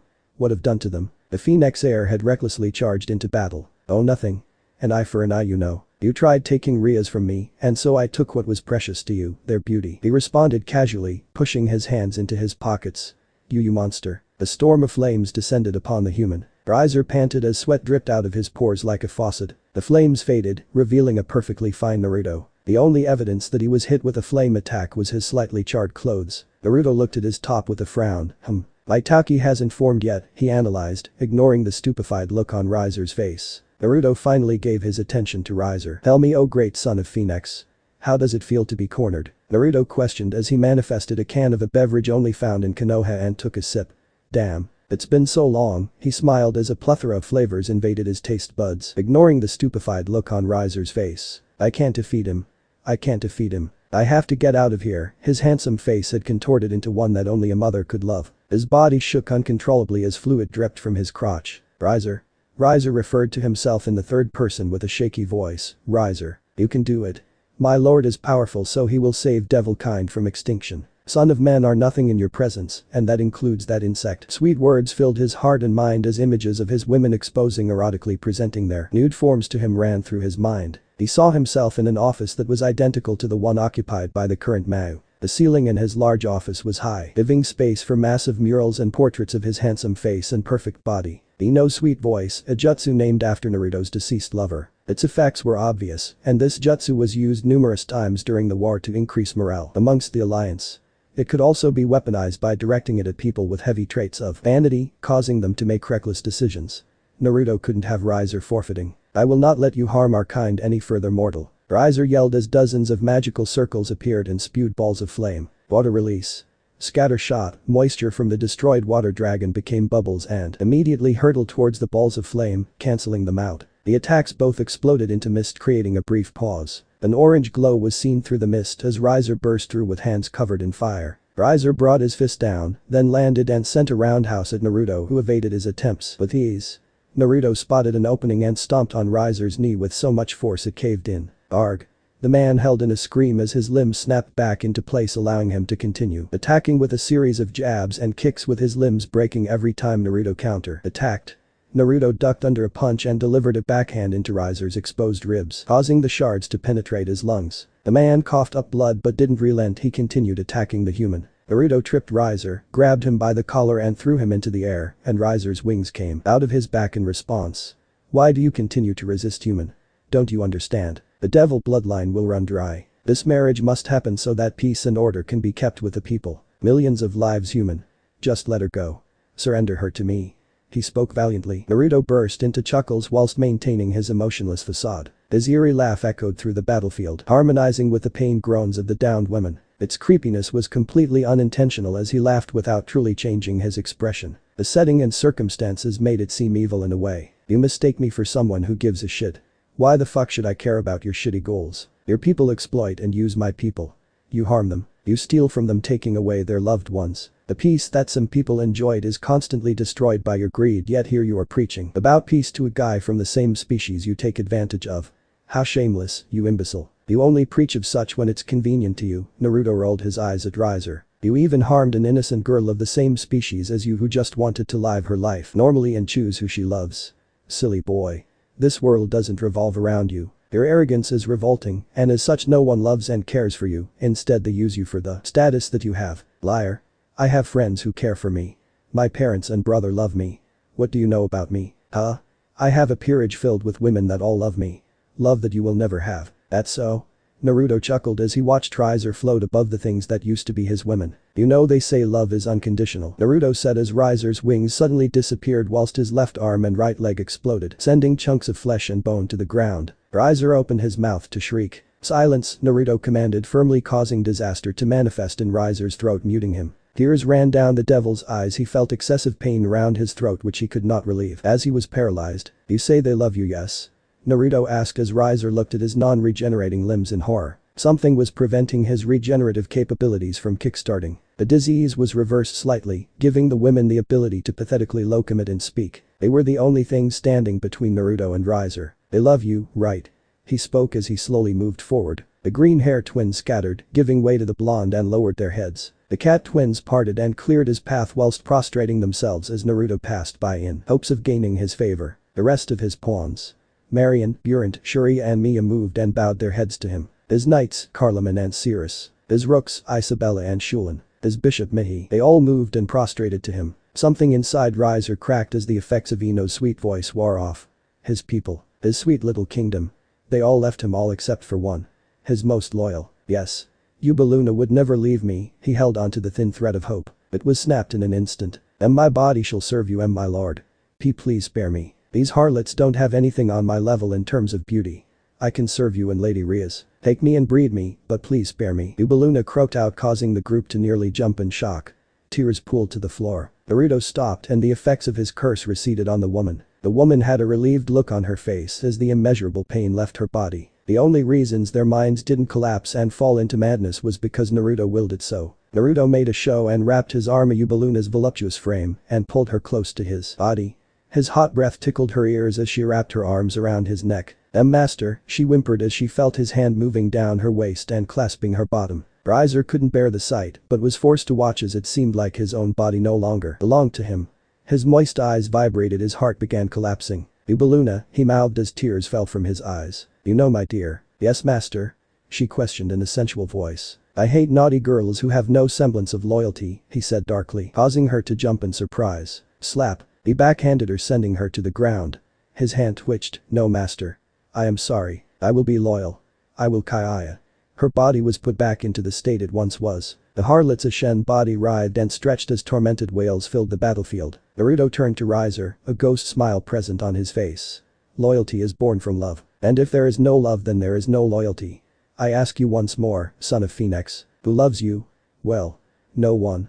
Naruto laughed. You know. This could have been avoided if you let Rai. Naruto was cut off. Ravel was once a young woman in a pink dress and had blonde hair fashioned into twin drills. She was a revolting view, but she didn't let that stop her from moving in his way. She had no strength to stand nor move on her knees, instead she crawled like a worm to where she was. She slowly reached out and clasped his ankle. "Please. I beseech you, oh great warrior, please spare him," she cried with her hoarse voice. Naruto narrowed his eyes and jerked his leg, freeing it from her grip before delivering a kick to her temple, causing her to roll a few feet away. Naruto continued his march towards the down riser and raised his hand.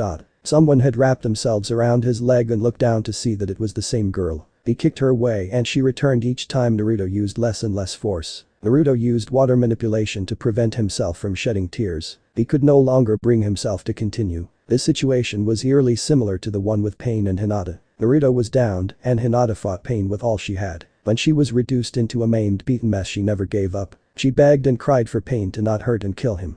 She tried until she was killed. Even after she died, her hand kept twitching towards Pain's direction, as if forcing itself to overcome death so it could stop the false god from killing its owner's lover. "This is me, why am I doing this?" Naruto took a moment to introspect as he listened to the beaten girl's whimpering. The sound of his own unsteady heartbeat enveloped his ears. His controlled breathing unraveled, reducing itself to a state in likeness with an engine on its last legs. "I will do anything. I will become your pet and your plaything. You can have me endlessly produce tears for a fortune. You can have me mother an army if you wish. I have been praised for my beauty endlessly, and I am of the Phoenix lineage, so I will forever retain this appearance. You can hold me hostage. You can do whatever it is your heart desires to me, but please spare my older brother. He wasn't always like that. Please," she cried, hugging Naruto's leg. "If you leave them after they promised to never do it again, they will do it again." Series of betrayals was among the things that crafted Naruto's mindset, and so he hardened his resolve, but it was too late. His influence over Riser slipped and he began regenerating and the curse faded. He looked at the girl's tear-filled eyes. "Sleep." Ravel felt an unfathomable wave of drowsiness. "No, please. Plea. Your pleas have been heard.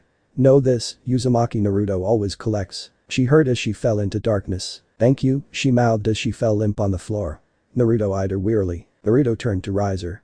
"I am not interested in dragging this out any longer. Let's end this already," Naruto said tiredly.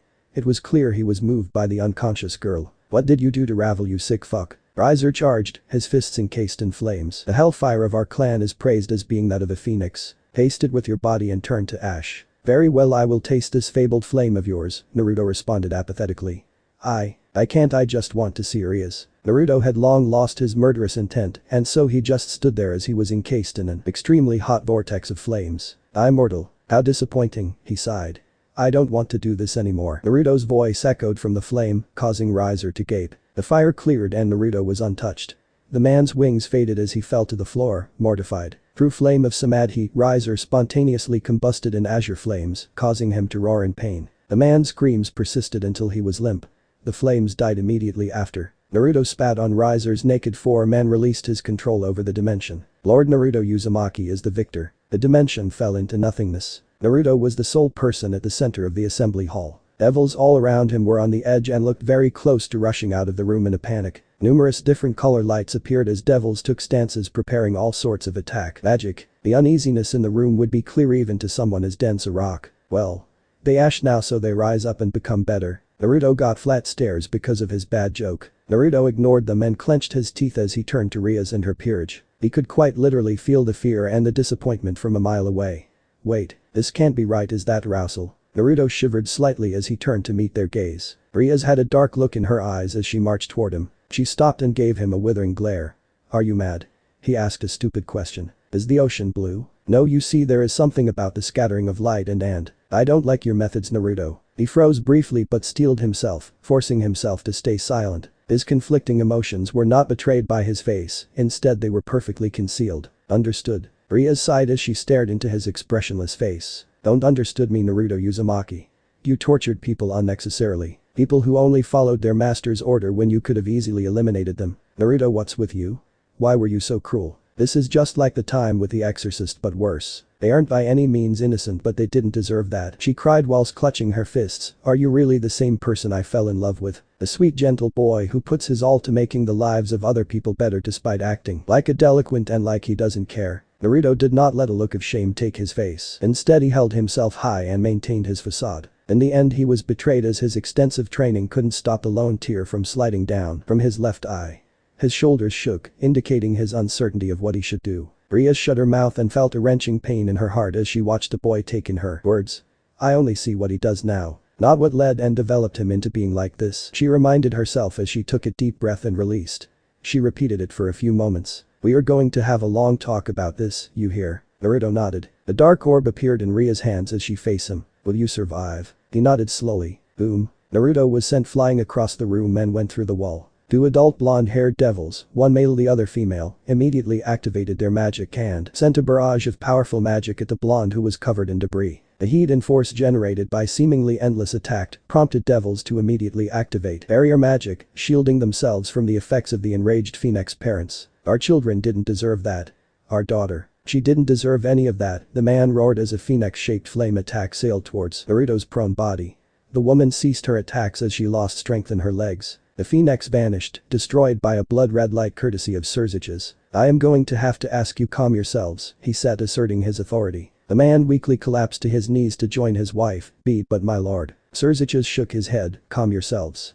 Now. He commanded, causing the man to lower his head in defeat. Naruto walked out of the collapsed wall and waved his hand, causing the fire spreading across the building to get doused in water. He then created a current that forced smoke to coalesce into a ball which was sealed away promptly. Welsh Dragon over Booster. The crimson miniature dragon buried its fist into Naruto's cheek, sending him flying back where he came. It appeared behind Naruto and sent a roundhouse at the blonde. Naruto caught it. He could feel Issei's anger towards him. Shhh, he hushed, and a loud breaking sound was heard as Issei's armor shattered. Issei stayed silent as he glared at Naruto, who just let go of his leg and walked past him. Kaneko stood in Naruto's way, prompting a raised eyebrow. What, gonna blast me for being a liar and manipulator? The girl shook her head before moving forward to gut him. Her fist left his stomach and moved to wrap her arms around him. Don't hold your pain in. Let us help you, she held him tightly. Naruto closed his eyes and brought his hand above her head and hesitated. The girl, noticing his hesitance, leaned into his and rubbed her head against it. She let go of him and placed a kiss on his cheek once more, making Naruto smile. Naruto then walked past Kaneko. You are gorgeous, Akeno. I wonder, the girl smiled. Are you not just saying that to use me and toss me aside? Naruto stayed silent, knowing that responding would only add fuel to the fire. His sensory abilities washed over Akeno, and he had a visible look of surprise. I couldn't feel it at first, but now it's as clear as day, Naruto started. Your dark side will never revolt me as it doesn't affect who you are. Naruto grabbed Akeno's hands, prompting her to flinch. I will accept you no matter what you are, he addressed her worries directly, gaining wide eyes. Her eyes moistened. How do I know you aren't lying to me? You don't, he sighed. This is funny coming from me, but please trust me. The troubled girl forced his hands off before summoning a magic circle that brought down lightning onto the blonde. Akeno turned away from him, signaling that the conversation was over. I am sorry, he whispered loud enough for her to hear. The magic circle appeared below her feet as the girl in a kimono left the hall. I'm sorry for lying to you, he apologized awkwardly as he moved to Kiba. I'm disappointed in you, Naruto, the knight sighed before walking past Naruto and heading towards Issei. I am sorry, Rias. Next time, I'll kill you 1,000 times, she said before hugging him. Their little moment lasted for a few moments, allowing the tense air around them to clear up. Now then, Naruto plucked Rias off the ground. Time for your punishment, Naruto said as he pulled out the piece of paper, stiffened it and threw it at Issei, who caught it. Rias' eyes widened in horror. Wait a minute, Naru-kun. My baby. Best boyfriend ever and handsome man alive. Let's talk about this. Her cries were ignored as Naruto marched towards the exit. Issei. Kiba. And Nai-sama, she called out frantically.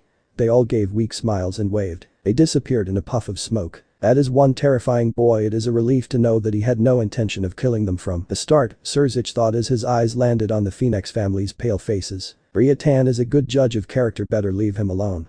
For now. Naruto's room. The clone sat plopped on Naruto's bed as the original and Rias appeared. Rias looked at the other Naruto in surprise. I'm a clone he created from his essence. Call it magic if you will, it said simply before moving to dispel itself. Naruto raised his hand and it raised an eyebrow. Yes, boss. We still haven't punished her. Drop your pants, he commanded, and the clone gained a smile as it complied. Rias tiptoed away, reaching for the door. No you don't, she was yanked into the room. Rias' face was slapped by the clone's warm pulsing meat. Suck him off until he comes. Rias showed brief hesitation before opening up her mouth and taking his head into it. Smack. Eek. She spat it out and nearly jumped. This will end when he comes. Open up now dear, we don't have all night. I have a craving for this fine ass, he said, causing the devil to give him a pouty glare. She turned back to the clone and opened up wide, taking its meat into her mouth, mentally preparing herself knowing that she was going to be there for a while. Smack. Smack. She endured as she brought her hands up to cup and massage the clone's balls. It looked like her practicing on a toothbrush, and some vegetables worked because the clone was visibly pleased by her administration. Naruto stared at Ria's reddened bottom and couldn't help but drool. He realized that if he continued them he would hurt her, so he stopped briefly. Naruto pulled down his pants and channeled his chakra to produce slime. He aimed his rod towards her crinkled rosebud and shoved it in. Rias groaned in both pain and pleasure as Naruto pounded into her anus.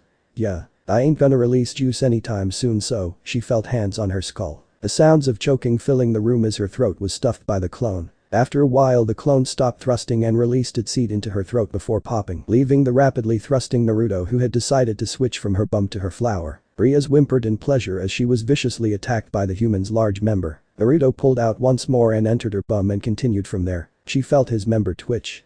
Rias could also feel a rush of pleasure coming, originating from her loins. I'm going out. She screamed as her nectar dripped from her snatch. Naruto picked her up and shoved her face into the bed, muffling her screams and mewls as he used her booty. I'm coming, he whispered before pulling out of her booty and releasing his seed into her flower. Rias moved her face away from the bed. Idiot, what if I get pregnant? It's fine. We were gonna have children anyways. Probably, he shrugged. Rias closed her eyes, releasing a sigh. At least let me finish high school first, she complained as she began relaxing. Oh no, you don't, lady. Your punishment ain't over yet, he said as he placed a seal onto Ria's watermelon. Huff, she was in camel pajamas. Huh? She asked as looked at her sleeves in confusion. She turned to Naruto's mirror and her eyes widened in terror as she saw the camel-themed bodysuit. This shall be your punishment. You shall wear this as you sleep unless I decide to fuck you while doing so. Don't count on it though. The sounds of your alarm will be replaced by camel sounds, he explained, watching Ria's body become paler by the second. How do you know? The Kendo hinted at it. You proved it. Wait. Let's talk about this, bae. Look, it's my watermelons. Don't you want me to use them to pleasure you? Of course, I can't do anything with this suit on. And you my baby boy, right? You love me and you know I can't get good sleep with clothes on, she said seductively as she gently stroked his meat, hoping to placate him. But the abilities he displayed earlier, something told her that the suit was not going to come off. Silence, wench. Your thottery shall save you no longer. Egan thought. Ria's wand sent flying and landed on the bed with a comical yua. She regained her bearings and turned to Naruto in a fluster. Wait a minute, he was gone, and a little note slowly floated from where he had been standing. On to Kaneko's. Don't even try escaping, I'll spank you till you bleed. Enjoy. Naruto Naruto, who was seated by the pond with a fishing rod in his hand, smiled as he heard the woman's voice. Damn right, he muttered before focusing in order to capture an offering for the cat. Yes, Rias is afraid of camels. Even in canon. Light taps of metal and porcelain chimed in and out, filling in the gap left behind by the silence in the room. The silence was occasionally invaded by the rapid tapping of footsteps that somehow blended in perfectly with the moving utensils, giving the room the impression of a restaurant. The remainder of the chicken and potato soup never saw the light of day again. The blonde-haired boy, seated at a grand table, gently returned the spoon into the bowl in front of him before patting his mouth with a napkin, then setting it down as well. He sighed, feeling the fleeting warmth rushing into his stomach. It faded as quickly as the strange yet wonderful taste that had been the soup. It had been close to a week since the events of the boy's duel against the heir of the house of Phoenix had occurred, with him claiming victory by a landslide. Well, at least he didn't recall getting hit once. Call it the ultimate flex if you will. The table he was sat at wasn't in the extremities in size, however. It had enough space to fit a dozen people without compromising their arm and personal space. It was crafted from the finest oaks, so fine that it seemed unearthly. Since did oak have a purplish hue? Most people would miss the hue because of the crimson color tablecloth with a very familiar symbol near its center. There was an elegantly designed black and white vase at the center of the table, and in it were what appeared white roses, but unlike the ones on Earth, they had a surreal feel to them. Their white was so vibrant that it seemed unnatural, almost as if someone had used magic to enhance its beauty. Tiny flakes and specks of light drifted away from the bleached petals before fading into nothingness, like a dream that had no hopes of existing. Something isn't right, he thought, his drowsiness wearing off. He remembered going to bed with Kaneko because Rias was still mad about the camel outfit. Her family got the funny idea of turning his apartment complex into a mansion, but for some reason, she specifically ordered him to go sleep on the couch. He refused and just left the building for a little while. Sleeping outside was not something that made him uncomfortable. In fact, it brought him nostalgia. However, his favorite catgirl had other plans. Unlike the week which he had quickly adapted to, he didn't wake up with Kaneko tightly wrapped around his arm. Instead, he was seated at an unfamiliar table, which normally is alarming, but he did not feel any hostility directed at him. Well, there was plenty in the form of presences that oddly felt like a certain burning chicken. He didn't care, he could fold them anytime he wished. Easy. And because they were no threat to him, he proceeded to enjoy the breakfast placed before him. After finishing, he took a moment and paused, finally allowing his perception to arrest his attention. He was in an unreasonably large and well-furnished room, bustling with activity. Gorgeous young women in maid outfits rushed in and out of the room, going past sadder-looking men in black suits and shades standing guard by the massive door. What the hell is that in the corner? A horse, dragon thing. Naruto didn't know what the hell that was before he was converted into a devil. He ignored its appearance after realizing that one of his friends was quite literally a elfin horse thing. As he turned to the woman seated on his right, close to the head of the table seat. Yes honey, lovely baby boo. First of all don't call me that, he frowned slightly hearing her stifled giggles. He finally decided to acknowledge the other people seated at the table. There were two men with crimson hair, one with a stubble and the other with nothing. There however an enormous difference in power, both politically and physically between them. There was a woman who strongly resembled Rias but had larger watermelons and had brown hair. He could see Ravel and her parents, Sona, and a girl who resembled her but was shorter and larger watermelons and was dressed in a kimono. Secondly, why am I at a table having breakfast with you no devils? You are planning some crazy ritual. Again. It was that one time. Naruto gave her a flat look, okay, 8 times, but it was all for your safety. You wouldn't want scary monsters crawling under your bed would you? She asks, making exaggerated creepy motions with her fingers. I ain't 5 you know, he sighed in exasperation. Actually, how the hell did you get me here anyway? And dressed me? He inquired plainly, looking at the black suit with a white dress shirt. Oh, I kidnapped you, she smiled innocently as Naruto made a Kiyoshi Fujino face. What the FIMA. What the hell? There is no way you did that. Yet, here you are, she snickered at his disgruntled face. So dear, she started, I have been made aware that you put Lady Ravel Phoenix in a contract so that has to be settled today. Why you didn't tell me anything about that is beyond me, but anyway, we didn't do it on other days because of outrage from the Phoenix clan, but with efforts from my brother and cooperation from the heads, we were able to calm the crowd, she explained, giving him dull stare drawing a yawn from him. The girl frowned briefly before giving him a mischievous smile, oh and I wanted you to meet mother and father. He took a moment. I'm sorry what? Isn't it natural for the man to meet the woman's parents? That moment there proved that confidence was a mere illusion. He raised his arm to wipe the sweat forming on the temple. He for some reason no longer felt like the cunning fox he was, instead he felt like an injured deer that knew it was being watched by a tiger. The dad was staring at him with a critical eye causing him to flinch. His hidden hand formed a tight fist, trying to fight off the anxiety that had utterly demolished his years of shinobi training. Damn woman, got me. I hate you Rias, he wailed internally, seeing the girl smirk from the corner of his eye. You got this, he hyped himself up. Gee good morning, mother and father. I don't get this at all. He screamed internally. The FFT, Rias turned away from her lover, covering her mouth. Forsake Naruto. Get a grip, you are this generation's god of shinobi. How would your subjects feel seeing you like this? And Kurama, he could practically hear the fox rolling in laughter in its grave. There was a moment of silence then, good morning dear. The flaxen-haired woman with violet eyes responded warmly. The red-haired man with the stubble stared him down. If the boy was surprised then he most definitely did not show it. He had assumed her parents were extreme traditionalists and hence show an unfathomable amount of hostility towards him, but that did not seem to be the case at all. Even if they were hostile, they probably wouldn't really be a threat, but still, the nervousness would remain, though without it bothering him, simply because they were her parents. It was a phenomenon that affected a large percentage of men, and unfortunately for him, he was one of them. He immediately felt the years of extreme antisocial behavior returning to bite his bum. He wondered about things such as looking his best or perhaps calling them by their first names or really stupid things he'd never think of. If her mother and father were hostile, he'd have a lot less anxiety, but there was nothing. Like really. Nothing like hate directed at him, and that was strange. They evaded his expectations like that one kid in dodgeball. Were these really the people who were responsible for Ria's suffering? What the hell? He was most certainly more than baffled. He didn't have much of a problem with Surziches as a king that showed favoritism wouldn't be respected and thus lose power which would suck for the devil world. But these people in front of him were her parents. That's right them. It was them that caused that mess. Don't go off.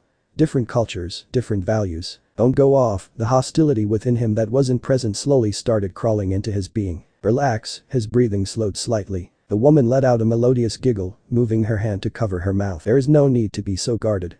It's a pleasure to meet you, Naruto. My name is Vanillana Gremory, Ria's mother, it's a great pleasure to finally meet you. The shinobi had a puzzled look on his face as he listened to the introduction. Surzich's muffled chuckles could be heard at the table. Yes, Naruto finally responded after a few fleeting seconds. It's a pleasure to meet you too. I can see the resemblance. His eyes snapped back before they committed what he felt would be a felony.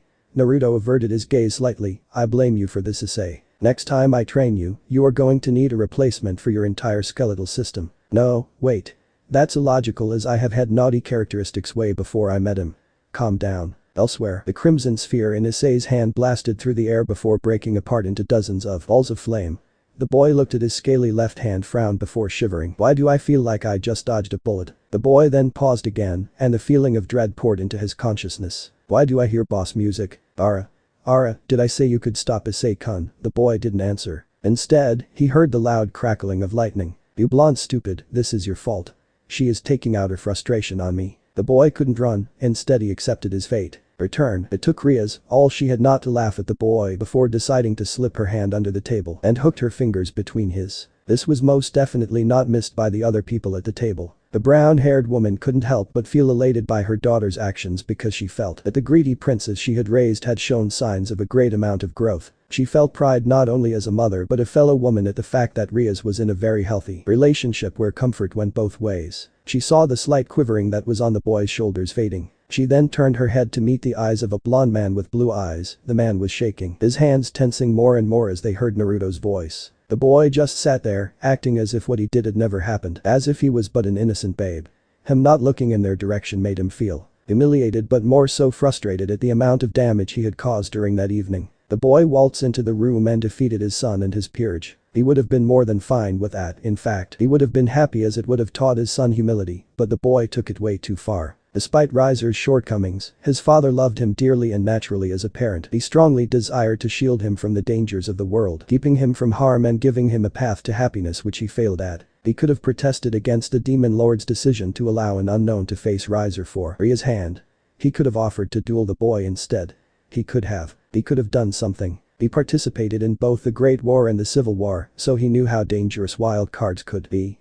Race was irrelevant when it came to wildcards, meaning that even the weakest race, humans, were capable of causing precarious scenarios. His lapse in judgment resulted in his daughter giving herself up to the human to spare her brother from an even worse fate than hers, and just like that he had lost two children, one to the man and the other to trauma induced by him. The man bit his lip, feeling the taste of iron washing over his tongue before the feeling quickly faded because his regenerative abilities kicked in. The boy left his son with burnt plastic-like scars that could not be healed by the clan's regenerative abilities nor phoenix tears. The greatest physicians in the underworld were at a loss as well because the nature of the man's wounds was beyond them. It would be a great fortune if it ended there, but that was not the case at all. The young devil's mental health had waned significantly to the point that he locked himself in his room because he had a strong fear towards anything that had a humanoid appearance. The cause was likely the fact that his peerage had betrayed him and the fact that the people of the Phoenix clan had features similar to that of the boy that had done that to him.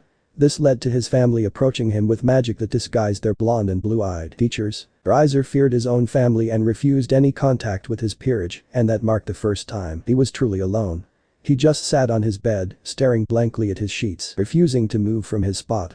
He'd occasionally scream at nothing, rage without provocation and just whimper pathetically. Both Lord and Lady Phoenix hated themselves, considering themselves failures for being unable to defend their children. Ravel revealing why Riser was not killed was a great shock to everyone, and a rumor about her statement quickly spread, causing an uproar amongst the people. Matters settled down eventually when the Devil King himself got involved. Soon after that, there were meetings. Lots and lots of meetings weighed the benefits and consequences of trying to ignore the contract with the boy.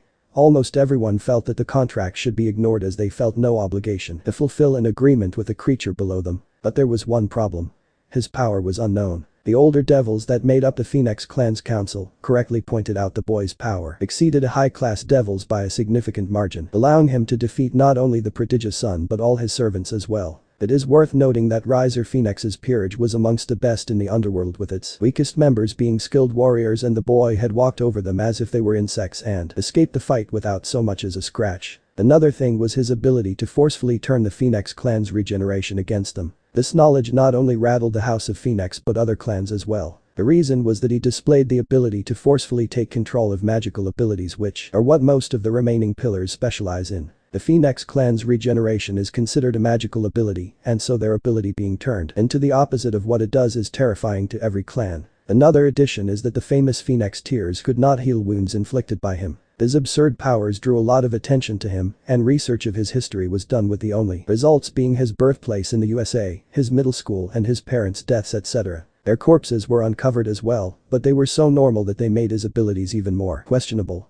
Naruto used Yun release to create bodies. Took him over a week to create perfect human bodies. It caused unrest in most high-class devils, with the House of Gremory as an exception. The heiress was taken in for questioning, but even she insisted she was unaware of the humans' latent abilities, and when they tried to apply spying magic on her, it would mysteriously disappear by unknown means. Both the elders and the clan's heads ended up agreeing to just honor the deal made between the human and the young devil, fearing what would happen to their people if he got his way. They were not alone in caution, as the demon lord behaved warily around the boy, making Lord Phoenix feel like he had lost everything. But still, she was his daughter.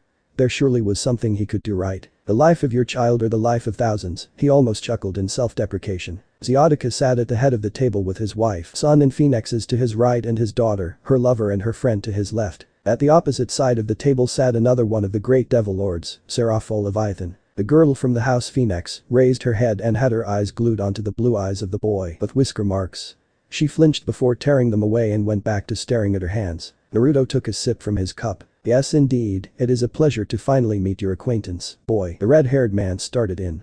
The cup was placed back onto the table as the boy straightened his back. While it would have been more preferable to meet my son-in-law, in a less formal setting, this has to be done due to the stir you caused in the previous week, the man explained. Before we move on to that, we of the Gremory clan would like to apologize for all the harm done to you, your well-being and your relationships. You are apologizing to the wrong person, he responded whilst shaking his head. The man stayed silent for a moment, his eyes wide before nodding. Rias, I have forced my greed onto you without considering your feelings. I am really sorry, he turned to his daughter and lowered his head. I as well, Venelana had a regretful look on her face. I understand that simply apologizing is not enough, and Rias gave her parents a gentle smile. I can forgive you, but I can't forget, but let's just bury the hatchet and keep it in the past. There was silence before the man just nodded, muttering, thank you. The reason they could not spend more time talking was simply that they had other matters to attend to.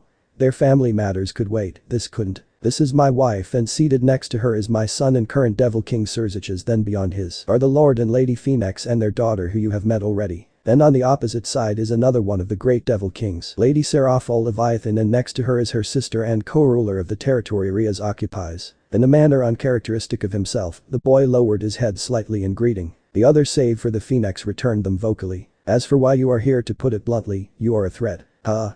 Really? It took all Lord Phoenix had not to jump and shout at the boy. Because you are an enigma, you are considered a risk to the security of the Sisters of the Mass. I see, a person with unknown powers being very close to a devil of such standing is alarming. Explains the assassins I had to kill off this past week, the boy responded, nodding slightly, drawing wide eyes from the table. I don't suppose you sent them.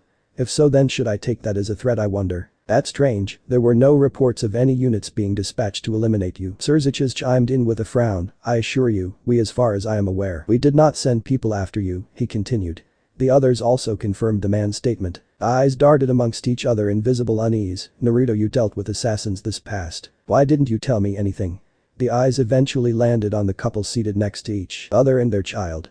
The couple opened up to protest, but they were cut off by Naruto. Not like someone was acting like a girl on her first period, he responded, plainly drawing a frown from his girlfriend. No need to be suspicious of anyone here. No lies have been told. I am an empath that specializes in negative emotions, he casually revealed, earning even more surprised looks. Servants detecting the change in atmosphere immediately vacated the room save the horse dragon, a few satyr guards and Graphia. I see, Surziches responded slowly. To be honest, I don't find this surprising, as higher class devils sometimes desire to get rid of impurities and competition through disagreeable means. You don't say. I have their corpses in my possession. I will hand them over after this meeting is done, he said. Now to business. I assume Lady Leviathan being present means that the faction I am affiliated with is still in question. Well, I understand that you will take my words with a grain of salt, but I am human and am not affiliated with any existing factions, he said. I see, but then, Mr. Uzumaki, that brings the question. What is the origin of your powers? You not being affiliated with a faction is extremely unlikely, given that you have great power and have displayed great mastery over that power. If you are really 17 like you claim, then that means that there must have been someone responsible for training you, Seraphol responded calmly, staring at the boy. I can't answer that question because I don't know. The only thing I am sure about is that my powers are the result of my union with a fragment of a dead god, he half-lied smoothly. He had already told Rias the truth, but given her inexperience with being in a serious setting with multiple people of power, her body language would show, and as such, as a precaution, he had secretly sent a bit of his chakra into her to assist her in maintaining control. He only gave her a brief summary. They agreed to talk about it in greater detail at a later date as the two became busier. He wasn't Sasuke who could outright hijack people's bodies, but he could affect some people's bodies to a certain degree. Ria's body being responsive to him and managing to identify him made it much easier. Him not divulging information was because he did not want the devils deciding to take over the new world and end up attracting the attention of an Otsutsuki. That wouldn't be fun to deal with. Just like they were unsure of him and his motives, he was unsure of them and their motives, so he held back information just in case. A dead god, Sona muttered softly before pushing her glasses up, and what was their name? The hell would I know that? The god didn't even have a physical form cause you know he is dead. And how did you come to the conclusion that the entity that merged with you was a god? I don't really have a way to describe it. But it feels divine somehow. And yes, I know what divinity feels like. Was in China the other year and saw a dude with a spear that drove people that looked at it mad, and it particularly had a stronger effect on Christians. That thing felt like a Bible but on steroids, and there was another presence in it. Then I saw some dude with a buzz cut in India, and the amount of power coming off him was ridiculous, but it felt similar to the one in that spear. The wavelength of energy between those two instances was similar to the wavelength of my power, and hence how I decided that it's divine. You have had contact with a possessor of the true Longinus. Surzich's cut in, fists clenched tightly. And Sakura, yes. I wasn't doing anything silly, I was just touring like any other normal person there. We digress. Dead god, it's a dead god because it doesn't feel alive and it's divine in nature. This power is now mine, and as for how I came into contact with it, probably had something to do with the trip I had in Greece this one holiday with my parents. I have had contact with various deities, and as such I can judge whether your conclusion is correct.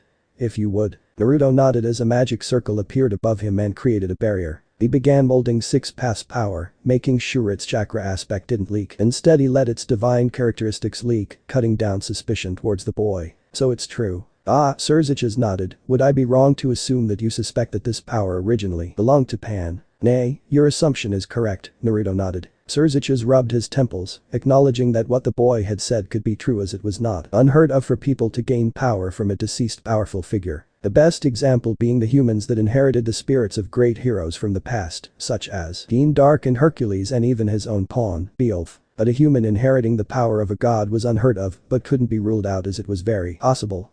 In theory. But then why do label yourself as a human? Ravel asked slowly, suspicion waning. I have not experienced any changes in both my physical form and my astral body. I haven't had any desires that would be odd for the average person. I still get tired and want to take naps and get hungry and want to eat. I am just a human with power, just like magicians are humans with, well, magic. I have the power, but my nature as a human hasn't changed at all. Magicians use magic, but I don't see them being labeled as not humans. But that in mind, why can't I label myself as human?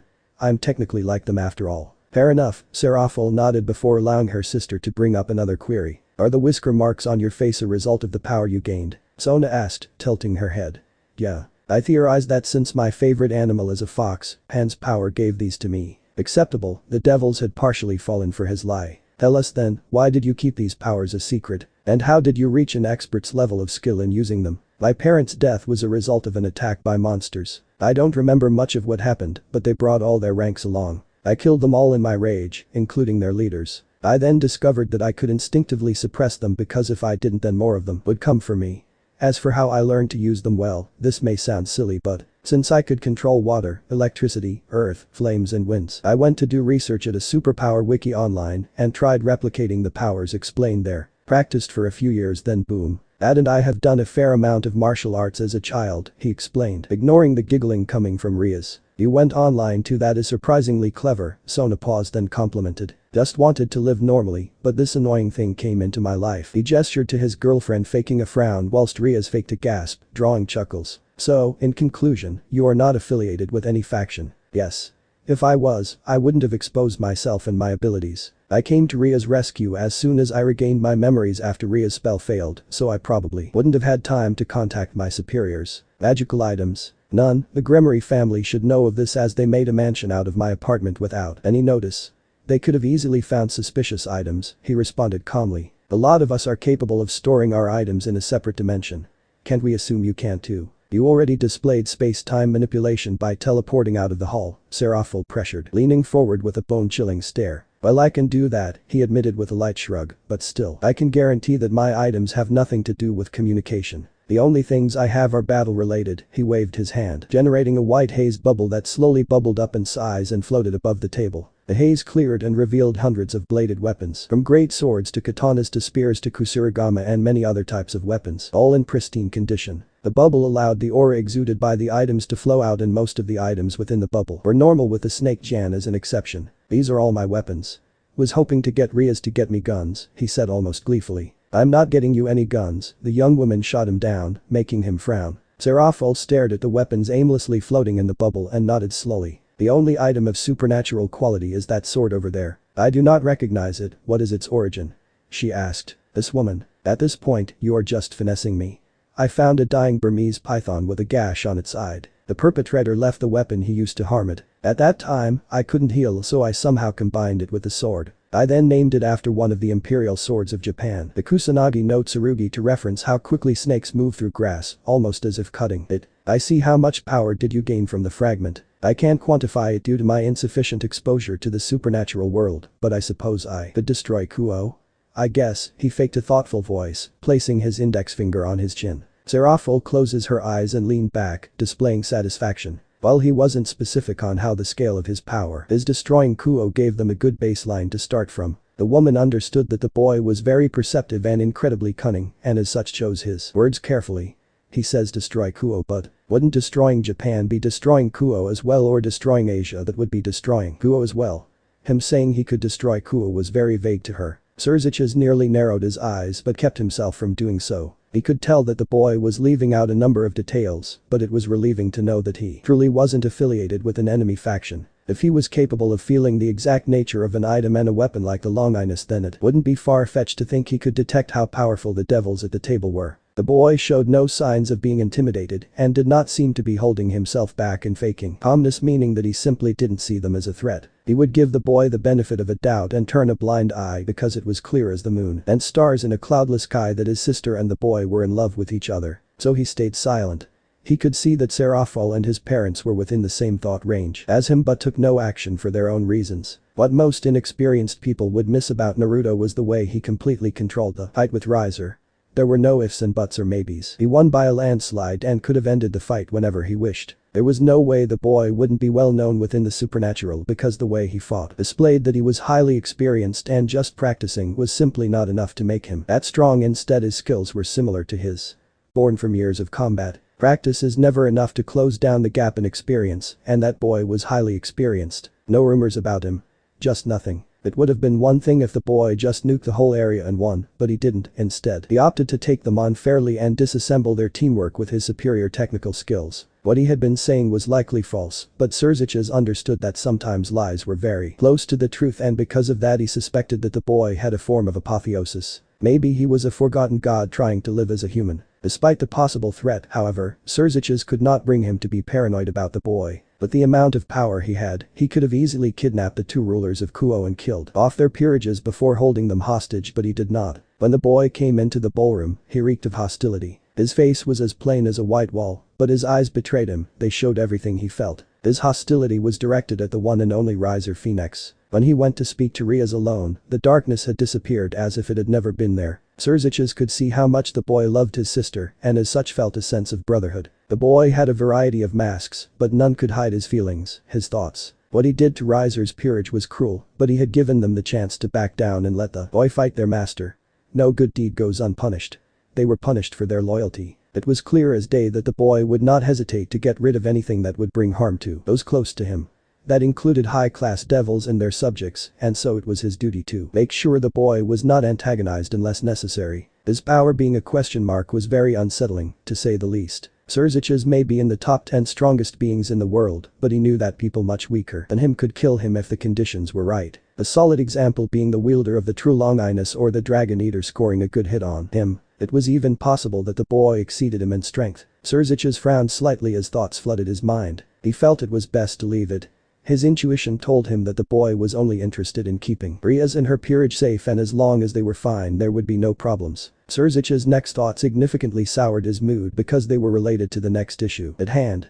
Devilkind was notorious for being rebellious in instances that did not favor them more so than humans, and so examples had to be made to pacify them. They desired results, not words, which were why a weak devil would never become one of the 4 devil kings. The human was seen as a threat to what remained to the of the 72 pillars, and as Naruto had explained, they would try to get rid of him. He did not want to do this, but it had to be done or disaster could befall them in the future. What had to be done was the sacrificing of the Phoenix clan head's daughter. Riser's falling had shaken not only those of Phoenix, but all the leaders of the other clans. Ravel being handed over to the human because of the contract they made was one of the more logical solutions, as it would give the impression denying the boy was extremely dangerous. Negotiation could be attempted, but the data provided by Rias and her peerage has shown that Naruto is a rather stubborn individual who clung to what he wanted and rarely had compromises. Now that we have reached a suitable level of discussion regarding your origin, it is time to settle Ravel Phoenix's contract with you. May I ask what kind of contract you made with her and if possible how, Surziches said, looking Naruto in the eye. The lone human's eyes trailed over to the Phoenix families once more and did not miss the shivering on their shoulders despite their attempts to hide them. Nothing special, I suppose. When I accepted the deal, a piece of my power entered her soul, and I am sure you understand what that entails. He shrugged, ignoring the horrified look present on their faces. Haven't learned how to manipulate souls yet. Don't look at me like that, he lied, reaching for his cup and lifting it before frowning. Excuse me, miss, mind getting me more juice? He called out to Graphia. Of course, sir. The maid appeared on his left and delivered his request. He relished the refined sweetness that invaded his mouth, either ignoring the tense atmosphere or being completely ignorant. Wait a minute. Let's make a deal. Lord Phoenix shot up from his chair, drawing a sigh from the spiky-haired blonde. We truly are sorry for the pain that our son Riser has caused you and Lady Rias, he started. The boy held the urge to roll his eyes. Here comes the but, he thought. But our daughter did nothing wrong, instead it should be us paying for our mistakes, he said. Father. Yes, you are paying by giving up one of the most important people to you, he responded smoothly. Let's say I agree to release her. What do I get out of it? Don't mistake me for someone who gives a shit about the affairs of devils. The only one I care for is Rias, he continued, evoking a crescendo of emotions from the Phoenix clan. Wait, Uzumaki, don't be so unreasonable. Zip it, Sona, he didn't bother looking her way. To him, the focal point of the situation was the head of Phoenix himself. Phoenix tears. We are willing to part with a year's supply worth. If that is not enough, we are also willing to grant you riches beyond your imaginations and women. Women too. The finest in the underworld, beyond the ones found on earth. Not interested. What? But, the man seethed, his hair catching ablaze. Rias couldn't take it any longer. She opened her mouth, but a flat gaze from Naruto stopped her. It was that trust me look he always gave her in tough situations. She didn't understand what he was thinking, but with great reluctance, she stayed silent, watching everything unfold. To be honest, hearing you say that made me think of a few things. Aren't you being rather selfish right now? I can guarantee that your people will not be in a good spot if I accept your terms. You sure are a wonderful ruler. A light sip tore through the silence. The boy placed his elbow on the table and leaned into the palm of his hand, paying no heed to the man's turmoil. Please, reconsider. This time Lady Phoenix spoke up. Please have sympathy for our family. Kinda ironic that you say that. If you had sympathy for Rias, then none of this would have happened. I can see where Riser's dumb ideals come from, the boy snorted. You speak of sympathy, yet you move to force someone into something they refuse to do, driving them to the point of obsession with media to escape reality. Kinda funny, huh? The boy had the gall to look like he was having the time of his life. I understand our hypocrisy, but you have to understand that devils. I'm going to have to stop you right there, lady. You have the technology to convert any species into devils, but can't I don't know grow babies in tubes? Converting other species to devils is just hilarious. Like seriously, what are you, China? Conquer the world by taking in other races and making them your slaves. Wow, you have to understand that. No. I really don't. This is just another case of boomers refusing to pass the torch to the next generation. Pass the torch, yes. There was a brief pause until Surziches spoke up. I believe this will be beneficial to all of, so could you please explain, he requested. Sure. So you guys clapped some cheeks during the war, but what caused it exactly? It was obviously the older generation's desire to continue the war whilst you younger ones desired to rebuild your world. Your generation was obviously in the right, as continuing the war would only drive you to extinction. Refusal to pass the torch is basically forcing yourself to be the main character in a story that isn't about you at all. In this case, it's forcing this generation to carry on traditions like yours without considering how it could affect them. You say you are doing it for the good of devil kind, but the hatred will accumulate so much that it will tear your species apart and drive you into ruin. New generations come with new innovations, ideas, and refusing to let them grow is essentially killing your own future in the long run. Everyone has a role to play, and playing a role that is not yours will harm them. I believe knowing your traditions and knowing your roots is important, but forcing yourself to become a person based on those roots won't go well. A lot of problems will go away if you pass the torch. For example, some devils' hatred with the angels. If they don't pass that hate to their children, then their children will start focusing on what's the same, not what's different." He paused, allowing it to sink in. "To me, Rias is human but with wings. If you can find what's the same in someone instead of what's different, then maybe you won't find yourself in nasty situations." He shrugged. "But my words are merely an opinion, I guess. Anyways, the old coots from your species will come for me and my family. I have no real reason to antagonize you any further than this, so I expect the same. You may give me promises, but you will never give me guarantees, and if your promise is broken, then it will lead to me taking less pleasant manners to handle my debacles. Plus I also want to do this as well for more personal reasons." He gave a ghost smile. Lord Phoenix said nothing and just relaxed his body, keeping his mouth shut. He could not say anything else to the boy. Instead, he looked into his daughter's eyes and was taken aback by the strong resolve she had in her eyes. "Now then, Mr. Phoenix, if you take into consideration what I said, it is not your place to make decisions for your daughter. She understood very well what she was going to get into and made the deal regardless of the consequences. She is mine now and I have no reason to give her up. I ask you then, good sir, what can you give someone who has almost they want?" He asked amusedly, watching them squirm under his gaze. "It's okay, father, mother," Ravel comforted, before taking her mother's hand into her own. Inasmuch as Ravel feared the human, she held no hatred towards him. Instead, she somewhat felt a sense of appreciation. He could have easily incapacitated her at that moment and moved on to kill her brother, but he didn't. He showed emotions. Sympathy. Monsters did not stop to consider other people's emotions, but he did. He wasn't a monster. During the days that passed after the engagement party, Ravel had a lot of time to herself. To think about everything. To think about a reason for sacrificing herself, and the answer was simple. Ravel loved her older brother. She remembered the days when the boy was gentle and respect to not only adults, but his peers as well. He would show concern over small animals that were subject to cruel pranks by children, practicing magic and gently tend the roses in the garden with the gardeners. She remembered playing, falling and scraping her knee, and he'd carry her back to the mansion, despite the fact that her bruises could have healed themselves with ease. She looked up to her older brother, but the one knew slowly starting warping. She didn't understand why it happened. Perhaps it was his company or his realization that he could get away with doing a lot of things, or perhaps he got poisoned during his first taste of women. The one she knew was gone, blinded by materials and swayed easily by temptation. Their relationship halted as their bond was forgotten in favor of all he had and could have. That didn't stop her from loving him, because she felt that their bond as a sibling would never fade, even if he changed. She later joined his peerage and years passed by, and she slowly started to lose hope in the old Riser returning until that one faithful day. Riser had mistakenly underestimated one seemingly weak human who proceeded to defeat his peerage and corner him. She could see the fear building up in the fear that his clan's great power would save him. The fear that death itself was upon, and so the man begged the people he thought loved him, but to no avail.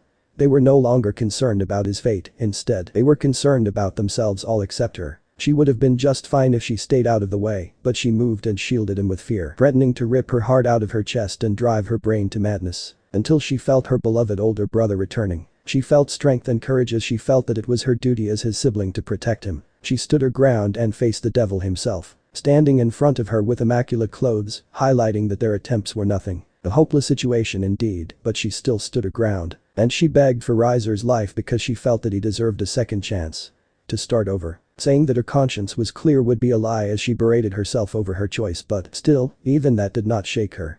She had resolved to be taken away by his cruel arms, except she realized she only saw the bad side of the man attacking her family. For some reason, she did not believe that he was evil, just furious. But he still had the mind to stop and reconsider. Then it happened. His eyes changed so much that she pitied him. She knew that he wasn't cruel and thought that perhaps becoming his servant wouldn't be too bad. Perhaps losing her would make Riser wake up and help him become a better person, so with that in mind she was at peace. Naruto put down his cup, then slowly raised his arm, his index finger slowly uncurling from his fist. His hand turned in a way that made his palm face the ceiling and pulled his index finger back before returning it to its former position, then repeated, "Wait."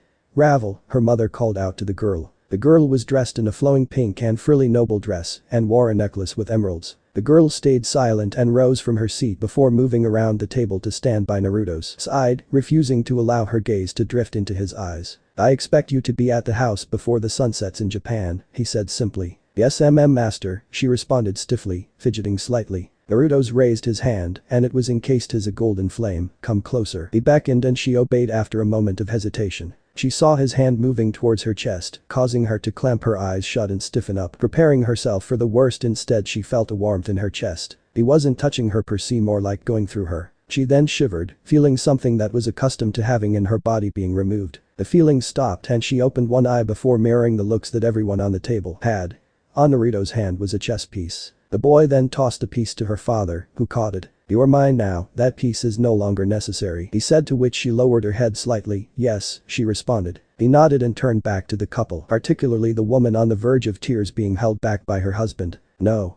Please," she begged, tears spilling from her eyes. The speed at which she had risen from her chair has sent it backwards, nearing shattering if not for the efforts of one of the sadder guards. "Can't you reconsider?" The boy shook his head. Her face contorted, warping her face into something that could be seen in nightmares. "If anything happens to my daughter, I'll..." Her hands crushed the part of the table she was clutching before, burning the pieces away. Killing intent flowed out her body in waves, moving to trap the boy in what seemed to be a sea of flames, but he was unfazed. "You speak as if you are in a position that's threatening to me. You can't do anything whilst I can whatever I wish. I'd be careful about pissing me off. I have no problem with bending your pure daughter over the table and dislocating her spine whilst forcing your eyes to stay open," he responded with a small smile. "Beep," squeaked the red-faced Ravel. "That's enough, you." His cheek was pulled as he was scolded by Rias, who looked like she had taken a bite out of something bitter. "Lord Lucifer," she cried out. The super devil shook his head. Lady Leviathan, her tear-filled eyes bore into the devil, but she too shook her head. "Lord Gremory," she whimpered. The man shook his head. They all agreed with Naruto to some extent, so they said nothing. Her eyes fell onto Venelana, causing the woman to sigh. "I understand your pain, however your daughter made that deal. As devils, one of our greatest pride is fulfilling contracts, so not fulfilling a contract would shame us as a species. Besides, I do pity you for actually believing that my daughter's lover would bring harm to your daughter." Although his choice of words is questionable, pay attention to the type of person Rias is. Would she love a monster?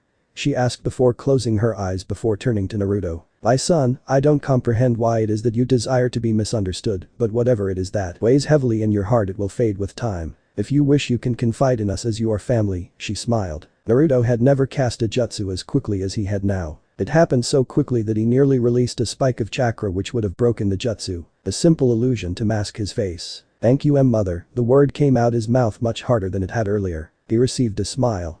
Lady Phoenix just collapsed back into her chair and her sobs were muffled by her husband's embrace. "Now then, Mr. Uzumaki, about Kuo." "Yes. Your sister is under my protection as well," he responded easily, drawing wide eyes from Sona. "That easily? No one is allowed to torture my arch nemesis, except for me." There was silence. "Naruto, you really got to learn to use words that won't be misunderstood," said Rias after a moment of silence. "Why?" Sona asked him. "Do I need a reason?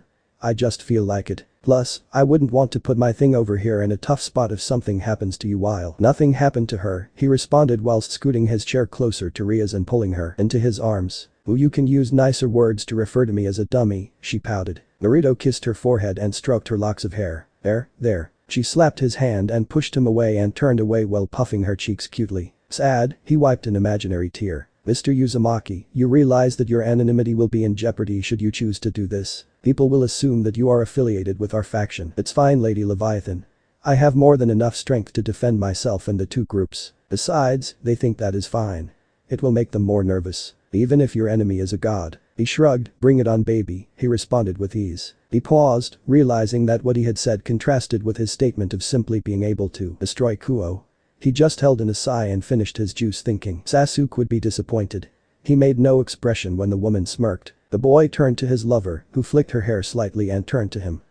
I've got a nice garden to show you." The time spent with the boy wasn't for nothing as she immediately understood what he was saying. "I'm gonna turn your evening into a white night," he grinned, drawing powerful reactions. "Oh Saint Naruto.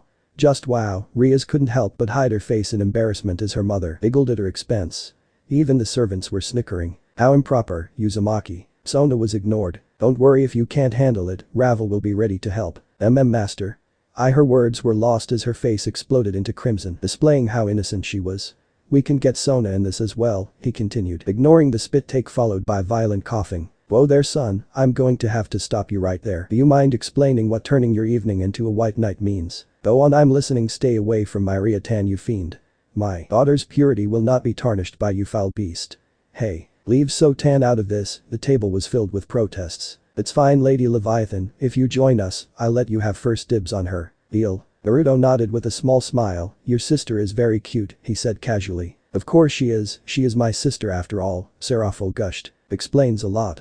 Man, thinking of you two below me. Something is rising, and it sure as hell ain't the shield hero, he said, making Serafel hold in a laugh. They both turned to look at Sona, who looked to be on the verge of a mental breakdown. What the fuck? Sona screamed in a manner that was very unlike her. Rias rubbed her temples, watching a magic circle appear under Sona before whisking her away. Naruto and Serafel burst out in laughter and high-fived each other. Prank successful. That girl's gotta loosen up, Serafel said, recovering from her fit of giggles. I know right, the boy responded. Anyways, it's been nice getting along with you, Lady Leviathan, but I gotta attend to some business. No, call me Leviathan or Seratan or just Serafel. Nice meeting you, kid, have fun, she said, making him nod. Come on, Rias, we losing hours. Been a week. I wanna beat on that bottom. He disappeared in a burst of speed and had her in his arms in a Princess Carrie, going deaf to her protests. Ravel dear, get your nicest nightwear, I want to see you squirm, he licked his lips. Naruto blinked, no longer feeling Rias' weight in his arms. What the F? He watched Zeodicus gently put Rias on the ground before narrowing his eyes. Oh? Sir Lucifer, Sir Grimory and Sir Phoenix, you dare challenge me? You realize that I have no mercy towards rod blockers, yes? The ground below the boy caved. Surziches smirked, our love for our family will not be defeated by you, villain. As if I'd allow a delinquent to be anywhere near my Rias. Why am I here? Father? I mean, Ravel will not be devoured by you. Hey, isn't this the part where I say something cool? Serafel's kimono was nowhere to be seen, instead she was in a pink outfit. Naruto scoffed and got into a stance, and the men followed suit, causing servants to dash out of the room. Okay, that's enough, you three. The women with authority appeared and grabbed the men by their ears as the aura they released was shaking the house. Ah. Graphia, I'm so. Surzich's scream was muffled. What happened does not need to be mentioned. It just happened. Rias sighed, keeping a firm grip on her protesting boyfriend's ear. I promise to protect your daughter from this fiend, she said, turning to Lady Phoenix. He speaks cruelly, but his behavior doesn't really reflect the wonderful person he is. I swear in my honor that he will not harm your daughter in any way. How could you trust him? Can't you see that? The wise human wants that a person incapable of evil will struggle in protecting what he loves. He isn't evil, but he is more than willing to become a monster to protect us. The ones he considers a family. Rias closed her eyes, attempting to mask her sadness. You may refuse to acknowledge it, but he has shown you kindness by taking your daughter instead of what was offered to him, she explained. He spared you from the guilt you'd feel from your family falling into ruin, then being enslaved by other families, she finished before turning to her still whining fiancé. Go home, stupid, I'll see you in a few days. I have duties to attend to and make sure you train Issei. The girl grabbed his arm and pulled him into her embrace before getting on the tips of her toes and planting a kiss on his cheek. If you behave, I'll consider letting you turn my evening into a white night, she giggled, pulling away. The boy sighed in disappointment. Also, there has been really suspicious activity in our territory. Please see to it. Once you are done, then you can train us, she requested. Okay, he turned to his in-laws. Until next time. He moved his hand and was about to form a single-handed sign. Master? Please wait. Naruto lowered his head and turned to Ravel, who had her head very low and looked close to prostrating herself. Speak, he said after looking her over again. Please. My brother, please consider removing the curse you have placed on him. She begged. Why? He asked a simple question, his face devoid of emotion. Ravel froze, realizing words could not form. Was she too afraid to answer? If so, why? She had already taken the first step, so why couldn't she continue? The reason was simply because there was no reason for him to do it. She could claim that the curse could sap away at his energy, but that wouldn't be valid as self-sustaining curses did exist. She had nothing to offer him in exchange, so she just prostrated. The boy sighed, for someone in your position to make a request. Whatever, it's pointless for me to shit on him any longer. Very well, it is done. Most of his wounds shall heal by the end of week. He'll retain some scars as a reminder of what will happen if he points his rod where it doesn't belong, he said before disappearing in a shimmer. The girl raised her hand and muttered a quiet thank you before a magic circle appeared below her. She bowed before her superiors and teleported away so she could make preparations. The family stared at the spot the boy was in. He forgot to leave the corpses, Surziches muttered, drawing strange looks to him. What? Rias shook her head and turned to her mother with a fire in her eyes. Mother. I don't want to be a burden to him. Please train me, she requested, making Venelana nod slightly. I won't be gentle because you are my daughter. I wouldn't want it any other way. That's all for today's episode of What If Naruto Had the Rinne Sharingan Ophis in high school. EXD. The story is just beginning, and there's so much more to come as Naruto's journey unfolds. Remember, the next part will be uploaded once we hit 100 likes, so be sure to like, subscribe, and tap the bell icon to stay updated. In the meantime, check out this other amazing story, just click on it, and I'll see you there.